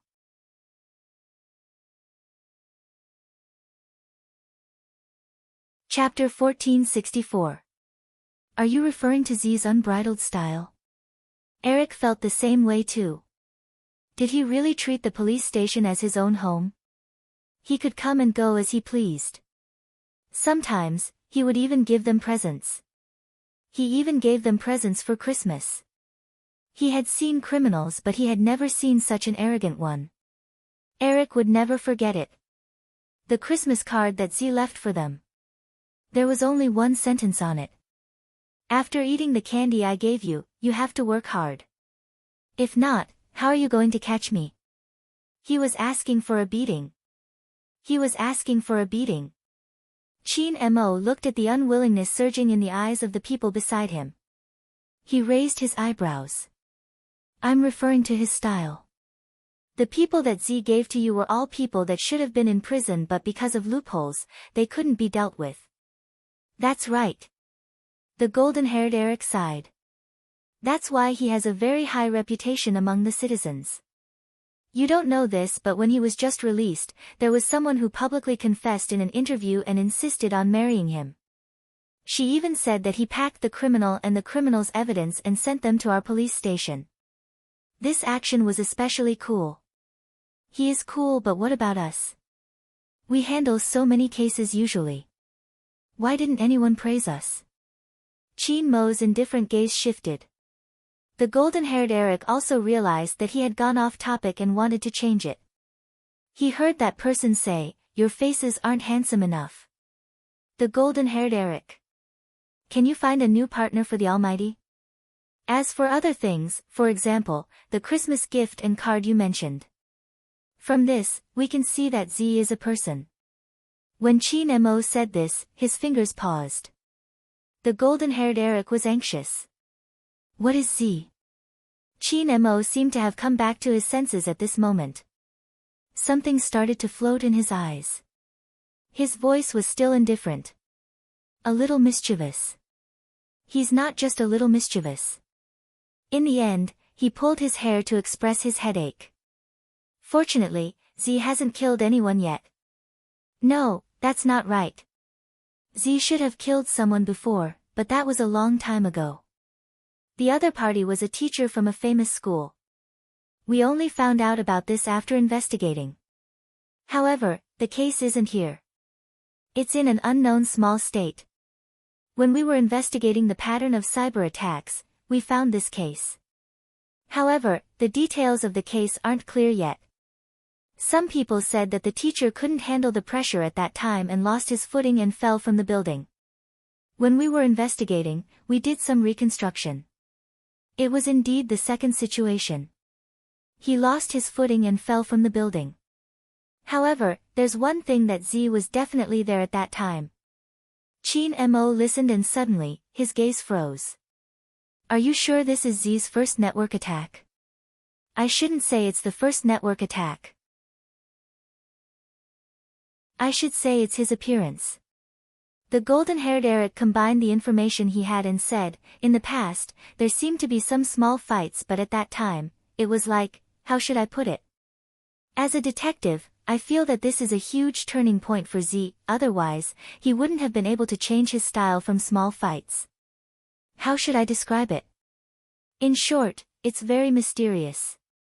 At this moment, Chin Mo opened his mouth and said accurately, from not knowing what he's doing to knowing what he has to do. Yes. The golden-haired Eric snapped his fingers. That's what I mean. Chin Mo looked up. His voice was very calm. Then investigate.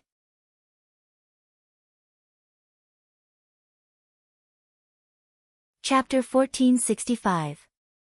Chin Mo's eyes were originally light, but at this moment, they darkened. Investigate what that famous teacher has done in the past. When a person has a major change, they will start from the people around them.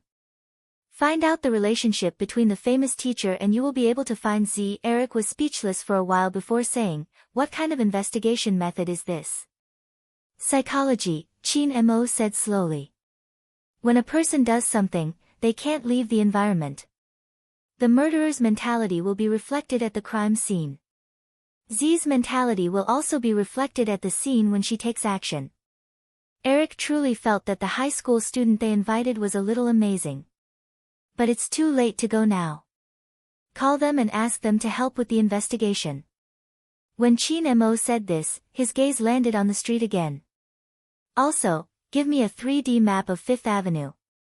Eric exclaimed. Why do you want to look at the map? To find someone. Chin Mo only gave him these two words and didn't say anything else. Eric was very busy. He had to contact this person and apply for something else. In the end, he had to drive his car and follow that rascal. After all, Z would kidnap people every time. If this high school student's deduction was correct, then Z would definitely appear near Smith. He had to admit that Eric was much smarter this time. Who said that Z wouldn't appear? Smith was a person. He was born lustful and liked to pick up girls. There was a place where he was locked up for a week. He would definitely go there. Budden Street. A famous nightclub on Fifth Avenue. Smith had always been fond of Asians. Here, it was easy to see Asian faces in the drunken lantern riddles. There were many young people. It was impossible for him not to go. Even if he wanted to wash away his bad luck, he would go for a drink and have a good time. Moreover, it was a festival today. It could be said that before night fell, the curtains to the celebration had already begun. Beside the nightclub was an opera house. It was said that Shakespeare's Romeo and Juliet would be performed today. However, the nightclub was in the style of a masquerade party. Hence, everyone was dressed in a different style.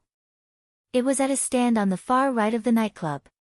A black-haired youngster wearing a jacket was shaking a cup with his fingers.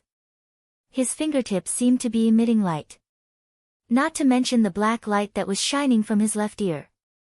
Sitting next to the youth was a red-haired female student. Her face was filled with surprise. The young man smiled and said in English, "Guess, how many?" "I can't guess." It was just that anyone could guess it. Every time the young man rolled the dice, they were all consistent. Either all 6 dice were zeros or all 1. "Looks like it's a little difficult for you." Bojio stood up, her clothes fluttering with her movements, revealing a small part of her waist. A black mark flashed across her waist, but no one would notice it in such an occasion. It was a very, very small letter, with the mark of a rose, as if it had bloomed on her snow-white skin. The name was enough to cause panic. But now, it was hidden in the darkness of the night. The youngster casually took a guitar beside her. There were 2 or 3 black rings on her fingers, which often made people subconsciously obscure her gender. He was the only person who was so cool that the entire audience screamed. Everyone said that this resident singer was different from the rest.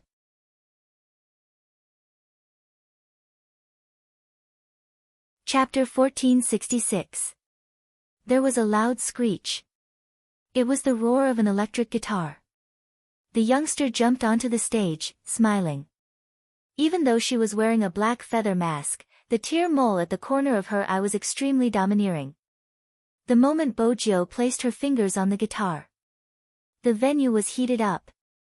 But other than this, it was the American police who were patrolling at the entrance. They weren't sure if it was a routine inspection or something else. Bojio, who was standing on the stage, saw it, but she wasn't affected at all. Her black leather jacket and the way she held the microphone looked very handsome. The song swept over. She was singing in Chinese. The bell sounded the signal to return home. In his life, there seemed to be a hint of sadness. The meaning of his black skin was a lifetime of dedication. In the struggle of his skin color, time turned possession into loss. His tired eyes were filled with hope, the rock version of Glorious Years. Music had no boundaries. As long as the atmosphere was stirred up, the people below the stage would naturally wave their hands along. This greatly hindered the police's actions. But they had no choice. After all, they didn't have any evidence. The only thing they could confirm was that Smith had arrived 15 minutes ago. He had even hit on someone and was swaying in the crowd. According to the highest order of the police station, Z would appear here. But there were so many people. Where would Z be? Every police officer who was on duty had a solemn expression. After all, they really wanted to catch that person. Now that they finally had a chance, how could they let it go? However, with such thoughts in their minds, no one looked at the youngster in the dark, holding the microphone. The pair of black eyes were still flashing with light, like a cat playing with a mouse. This was the start of the game. Eric came in at this moment. Behind him was Chin Mo. Chin Mo was still wearing the school uniform he had worn in China. When the people in the nightclub saw him, a hint of surprise flashed across their eyes. But when they remembered that they were in a masquerade dance venue, they more or less accepted it. After all, even though this Asian man was wearing sportswear, his noble aura made the surroundings cold. As for why the foreigners thought that Almighty Qin was wearing sportswear, they could imagine the school uniforms in China. Eric felt that Qin Mo's style wasn't suitable for such a chaotic place. He would definitely have a headache soon. Should he tell the Almighty that there was a difference between the Fifth Avenue and China when it came to playing around? Isn't the music too loud? Eric roared out. Qin Mo had one hand in his pocket. His side profile was calm, so handsome that many people started to turn their heads. However, it was as if he had walked into a classroom. Where's Smith? This was what Qin Mo had instructed Eric in advance. Tell him to keep an eye on Smith. After all, it was a masquerade party. It would be difficult to find Harding when he put on other clothes. Z might take advantage of the chaos to get him away. He didn't really care about Smith. He wanted to know. Z, who was it? That's right, this was the reason why Qin Mo decided to come to Fifth Avenue after reading the information. The army also sent him a message, asking him to return in a few days. Before the past. He just wouldn't give up until he came to Fifth Avenue. After all, the other party was a hacker, right?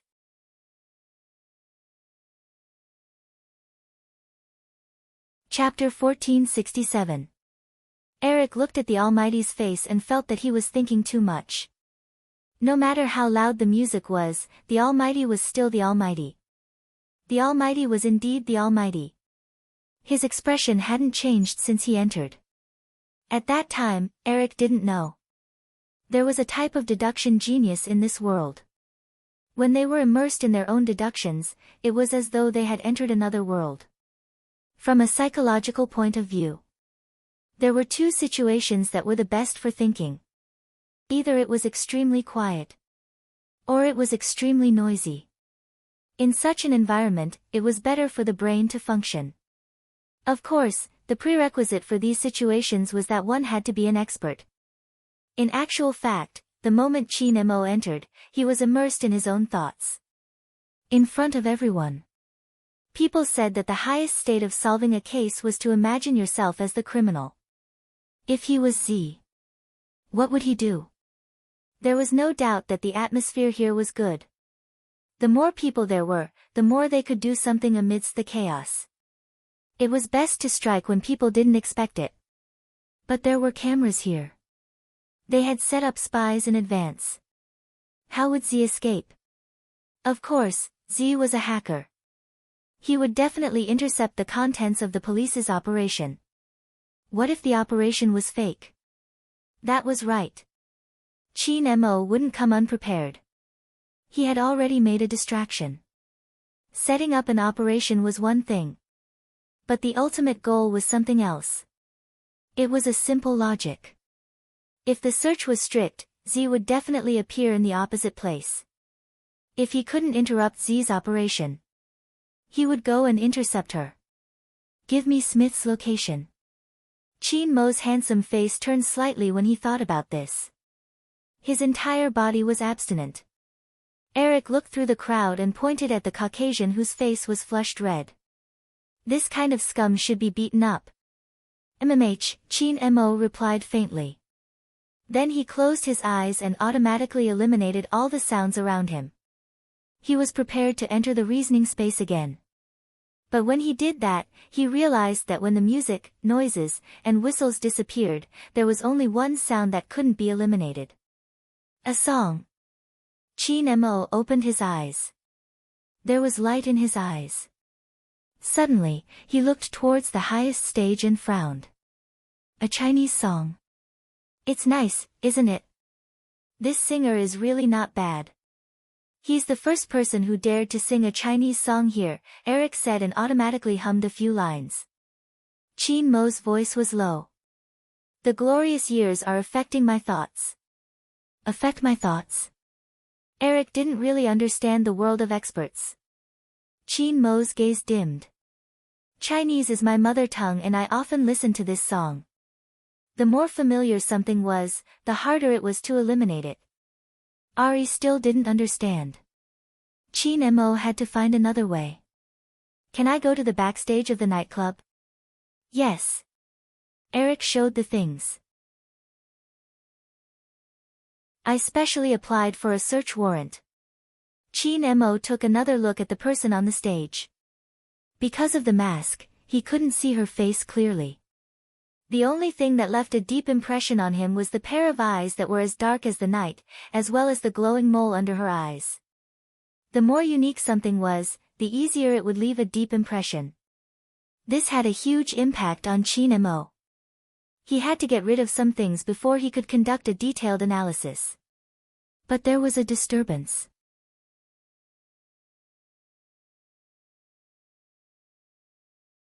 Chapter 1468. Just as Chin Mo lowered his lids, he didn't notice that the young man singing on the stage was looking at him wantonly. No, it should be said that Bojio wasn't looking at him at first. She was looking at Eric, who was standing beside him. After all, he was an old friend of hers. However, there was a handsome boy in a school uniform beside her old friend.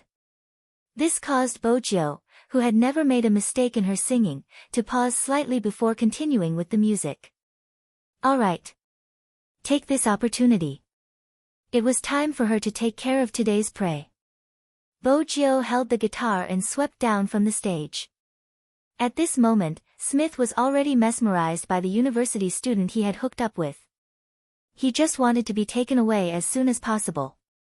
He didn't realize that the silver-haired youngster who had brushed past him would place a tracking device on him. Moreover, the police had actually appeared at this place. It was simply too much for him. Smith wanted to leave even more. He didn't know what he gave the university student to drink. He reached out and pulled the student into his arms. Hence, he really couldn't be blamed. Who asked them to take the bait so easily? Smith carried the student and walked out. In this kind of place, no one would stop you from bringing anyone away. Moreover, he had a guilty conscience, so he would definitely avoid the police's sight. However, he didn't know that leaving this place would be the start of his bad luck. At this moment, in the surveillance room at the backstage of the nightclub, Chin Mo looked at the 8 screens in front of him. His handsome side profile was still the same. Speed up. The person in charge adjusted the speed for him. Chin Mo didn't even move his eyes. As fast as you can. The person in charge paused for a moment before adjusting the speed. Eric's eyes were about to blur. He could only see the people moving so quickly. Anyone's eyes would be able to take it. After watching for less than a second, he couldn't help but rub his eyes. But Chin Mo didn't seem to have any changes. It was as though he could clearly filter and eliminate the images in his mind before confirming them. But this time, nothing. How could it be nothing? Something must have been left behind. Chin Mo reopened his eyes. The so-called deduction was to grasp the important clues. And the more successful the criminal, the more likely he was to be a magician. When you were too focused on something, you would often neglect the most important details. In that case, the opponent's magic trick would be a success. And the people watching the magic show would never understand what had happened in the end. Z didn't need to disguise herself at all. Not a cleaner.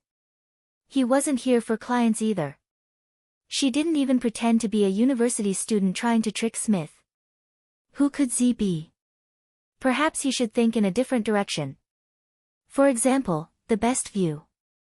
Chin Mo's eyes deepened. Rewind to 30 seconds ago and lock on. Ari had no idea what was going on. One of the scenes paused. It was the young man with the guitar standing on the stage. The young man had a black feather mask on his face. He was wearing a leather jacket and looked extremely handsome. He was playing the guitar well.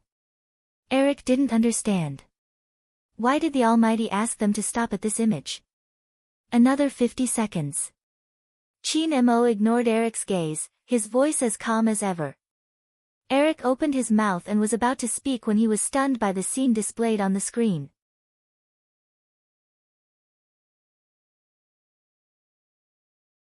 Chapter 1469. On the screen was the scene of Bojo's encounter with Smith. Ari had never connected the two of them together before. Was it just a bump? After all, the others had bumped into Smith as well. But the Almighty obviously didn't think so. This was because Ari could clearly see that after this scene appeared, the atmosphere in the room changed. The Almighty, who was wearing a high school uniform, had a faint glow in his eyes. This person is most likely Z. What? Eric couldn't accept it at all. His favorite resident singer was Z, who walked them around every day. That person didn't look like a hacker at all. Shouldn't a hacker be wearing a black hat and holding a laptop? Chin, could you have made a mistake? I think. Chin Mo tilted his head, his voice cold. Where is the best angle of view? On the stage.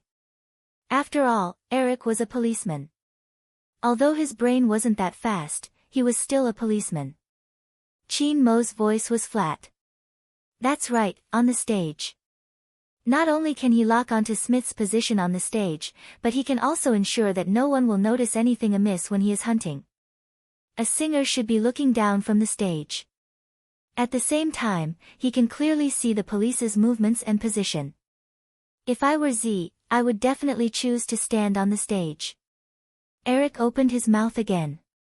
But he isn't the only one standing on the stage. There are so many people, he fits the bill the best.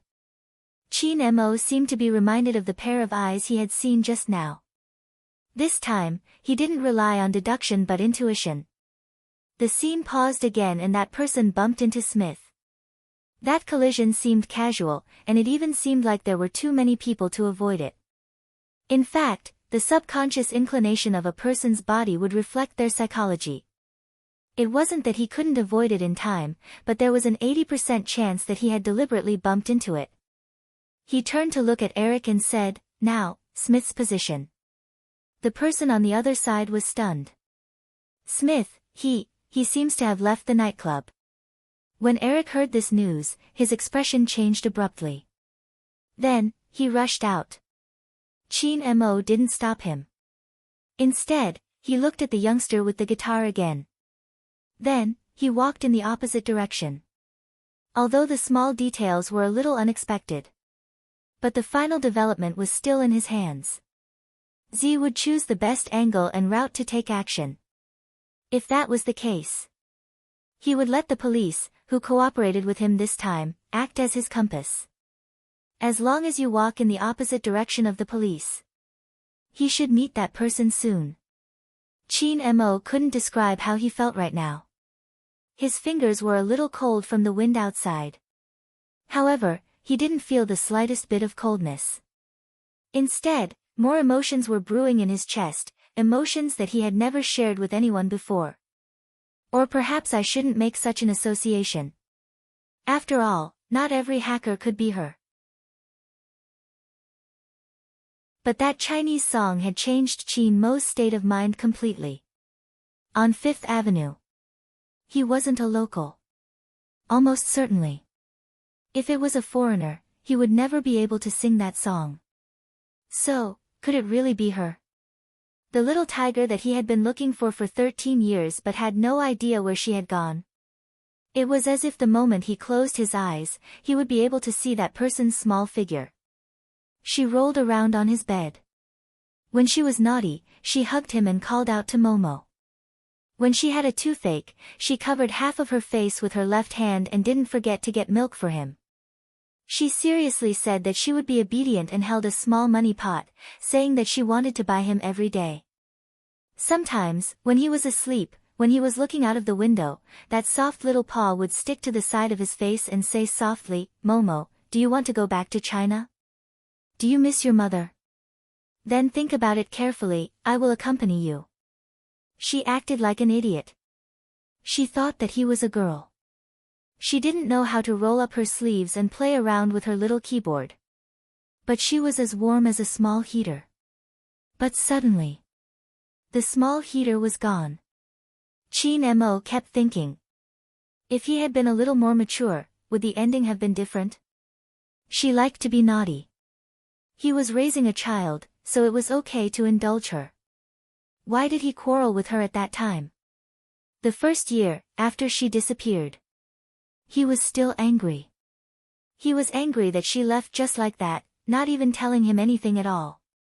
Didn't she think that that person did something wrong and misunderstood that she went out to play with little William? She just needed to punish him a little. Even if they didn't meet for a month, 3 months, or half a year, it would be fine. Could it not be so long? She would probably never understand what he regretted. What fun things did she see? What delicious snacks did she eat? What friends did she make? Did she grow taller? She should still be as naughty. But he didn't know if there was anyone who would buy her sweets when she wanted to eat sweets. Now that she was so big, she should know how to roll up her sleeves. He couldn't fall every time he took a step. Chin Mo paused in his footsteps, tilting his head as though he was smiling. If Ari saw this scene, she would definitely be shocked speechless. Almighty Chin actually knew how to smile. That genius actually knew how to smile. Chin Mo indeed smiled. Even he didn't know why. Perhaps, whenever he thought of that person, his heart would naturally soften. There was a 90% possibility. Most importantly, the little tiger also had a tear mole under her eye. But it wasn't obvious at that time. When she grew up, she would probably be very beautiful, achoo. Bo Jiao sneezed lazily as the wind blew against her. Her small mistake on the stage just now was completely negligible. But she didn't know where her old friend found a high school student who was rather handsome. Bo-jio liked to look at people's faces. She didn't know when she had developed this habit. As she listened to the sirens of the police cars, she lifted her thin lips slightly. Her evil aura was overflowing. She held the knife in her hand and moved it lightly towards Smith's face, who was handcuffed to the electric pole. Ever since Smith came out, he had never expected to encounter such a situation. Now that he was afraid, he couldn't change his ferocity. Don't you want money? I can give it to you now. Let me go or you won't get anything in the end. She lowered her body. Do you think I'm a hooligan on the streets? Who told you that I want money? A scumbag like you should stay in prison and not go anywhere. I'll give you a chance now. Do you want to die or tie yourself up and be thrown at the entrance of the police station?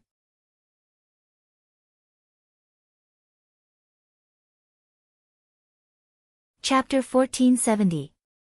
Smith was still struggling. Who was so arrogant and dared to touch him? Don't you know who I am? How dare you say such harsh words? Bo-jio laughed. Smith, I started my business with oil. My company is doing well but my hands aren't clean. For example, when I was dealing with oil, I still had other businesses. When Smith heard the last sentence, his face turned pale and he narrowed his eyes. You asked me if I knew who you are. Bo-jio tilted her head. Now, it's my turn to ask you if you know who I am. Smith wasn't sure of her identity. That was why he didn't understand how this youngster knew about him. Remember this name. Bo-jio raised her hand and sprayed a letter on his chest. She said slowly, Z. When the letter was formed, Smith's eyes widened. Now, he trembled. There wasn't anyone in the entire Fifth Avenue who didn't know about Z. Anyone who was targeted by him wouldn't be able to escape. They would all be sent to prison. However, Smith didn't expect Z to be such a young man. At this moment, he was really afraid. After all, if Z was the one who made a move, he wouldn't even have the chance to hire a lawyer. That was because every time he found the most lethal evidence, it would be enough to send someone to prison for the rest of his life. No matter how sharp the lawyer was, it would be hard for him to speak up in the face of such evidence. Z, please, how did I offend you? Tell me and we can discuss it. Smith begged in a low voice. A thin layer of sweat appeared on his face. Look at me. I can give you the goods. We can split them equally. I can get them for you right now. Bo-jio laughed lightly. Smith, you don't seem to know how I do things. I'll take your goods but you have to go in as well. Smith's eyes turned ruthless. Why do you have to be so ruthless? Z, we are both in the underworld. Aren't you afraid that you won't be able to protect yourself if you go too far? That's my problem. As for why I treat you this way. Bo-jio's eyes were cold. The girls you bullied, regardless of their nationality, you slept with them if you wanted to and sold them if you didn't want to. You even forced them to their deaths. You still haven't learned your lesson after going in. The words you said when you came out are enough for me to kill you. Smith had never expected this to be the reason. After all, Z was also a criminal, right? Why? On behalf of those people, sarcasm, this is really sarcasm. Smith sneered and tried to buy some time for himself to distract the other party. Z, don't you think you're very hypocritical? You're obviously doing bad things and your money doesn't come from a clean source. Why are you still standing up for others? Do you really think those people will treat you as a hero? If that's the case, there wouldn't be so many people who want to catch you in the citizen survey. Your existence makes them feel terrified. No matter what, you're still black. Don't tell me you don't understand this. At this moment, Bo-jio stood up.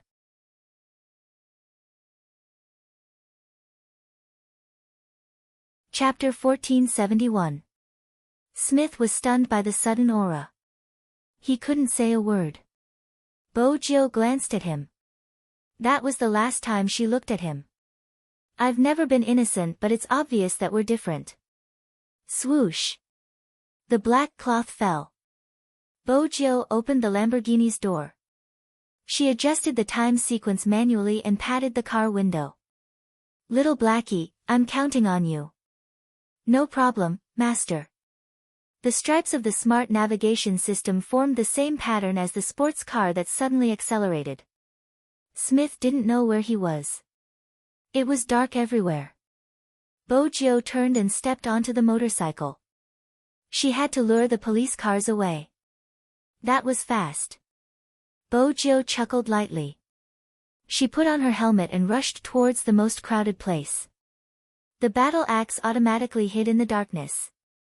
As for herself, when she came out, she had already blended into the crowd on the road. The opera performance had already started. A huge pumpkin car appeared in the middle of the road. There was also a white horse wearing a helmet and a magician with a white pigeon on his hand. The festive atmosphere was very strong. It seemed to be welcoming an invisible celebration. Bojo had already shaken off the police. She still had a ticket in her hand. She looked just like an ordinary audience waiting to enter the venue. At such a time, shouldn't she let herself enjoy a perfect opera?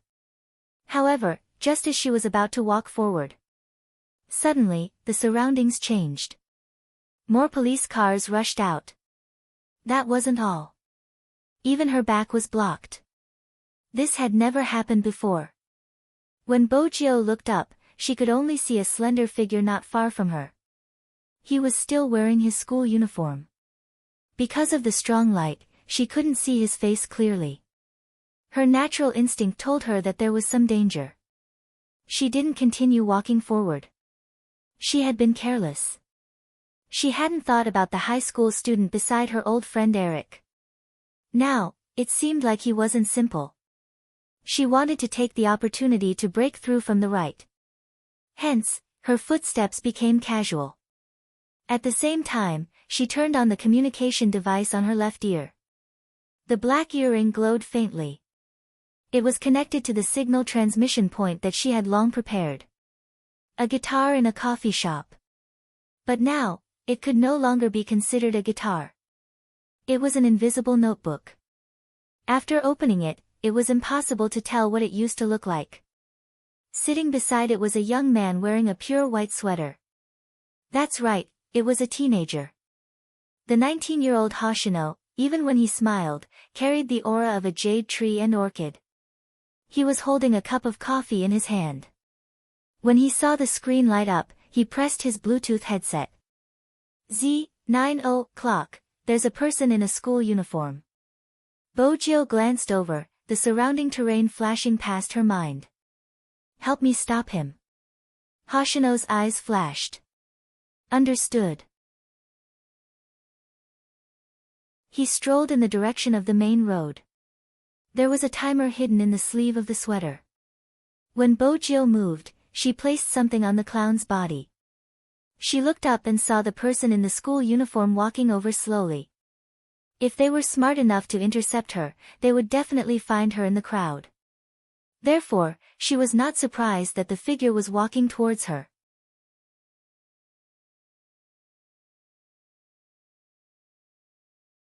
Chapter 1472. Hoshino. Bojo glanced over and knocked on her wrist. At that moment, Hoshino pressed the timer on his hand and shouted, "Bomb." Then, he moved to the side and hid in the crowd. His sentence was a bomb. Everyone stopped in their tracks. They even panicked. Eric immediately raised his hand. Quiet, everyone be quiet. No one could calm down. How could anyone calm down at this moment? The scene became chaotic. If it wasn't for a certain high school student who had grabbed the clown with his left hand when he was passing by, no one would have been able to react. Perhaps they didn't know where the bomb was. When Eric saw this scene, he was so nervous that he was about to break out in sweat. This was the opera house. If something happened here, the casualties would not be small. What should he do? What should he do? Just as Eric was about to get the bomb disposal expert to get close to the clown, suddenly, there was a loud clang. Chin Mo had used a metal rod to knock on the pumpkin car. Just for a moment. His voice was so loud that everyone fell silent for a moment. Everyone looked in his direction. Chin Mo's gaze was as calm as usual. Even his body was the same. It was as though he could feel the cool breeze just by standing there. The bomb is fake. Z is using it to divert everyone's attention. Eric paused. He believed Chin Mo's words. There was no reason not to believe him. After all, ever since the Almighty appeared, he seemed to be able to predict Z's actions. It was as though he knew Z from the start and understood her very well. But in this situation, he couldn't just rely on deduction. What if the bomb was real? The countdown has started. More sweat formed on Eric's forehead. Chin Mo placed the thing in his hand. Believe me, it isn't a bomb. Alright, brother. If it isn't a bomb, why don't you hold it yourself? Eric almost shouted this sentence. Chin Mo's eyes moved slightly. I have to find her. Her. Because of the grammar, Eric quickly guessed that the person he was looking for was a female. Oh no, Chin, what kind of situation is this? Are you still thinking about finding a beauty? Chin Mo pressed his finger. Look after this fake bomb. Ah. Wait a minute. What if it really does? Eric couldn't control himself. This is a countdown. Chin Mo's voice was calm. How can I fool you without counting down? If it's that person, she's best at being mischievous. However, I believe that regardless of whether Z is her, according to Z's style of doing things, she wouldn't implicate innocent people. Hence, this bomb must be fake. What's more, there was a 90% chance that it was a certain little tiger that he raised. That was because no matter how black the little tiger was, it would not eat people. Hey, Chin. Chin. Eric didn't think that the man would really leave the bomb in his hand. His whole body was shaking. The young man wearing the black feather mask in the crowd cursed softly after hearing the other party's words. He quickened his pace again and even cancelled his usual program to watch the drama. The black trench coat he was wearing seemed to be able to bring out the wind. Everything that had happened today had started from the moment she saw that good-looking high school student. You're tuning into the Dreamy Chapters YouTube channel. We're so grateful for your support, and don't forget to subscribe to join us on this incredible journey through captivating stories. Your generosity through donations truly makes a world of difference, as it's the primary source of revenue that allows me to expand and enhance this channel for you. Thank you from the bottom of my heart for being a part of this adventure.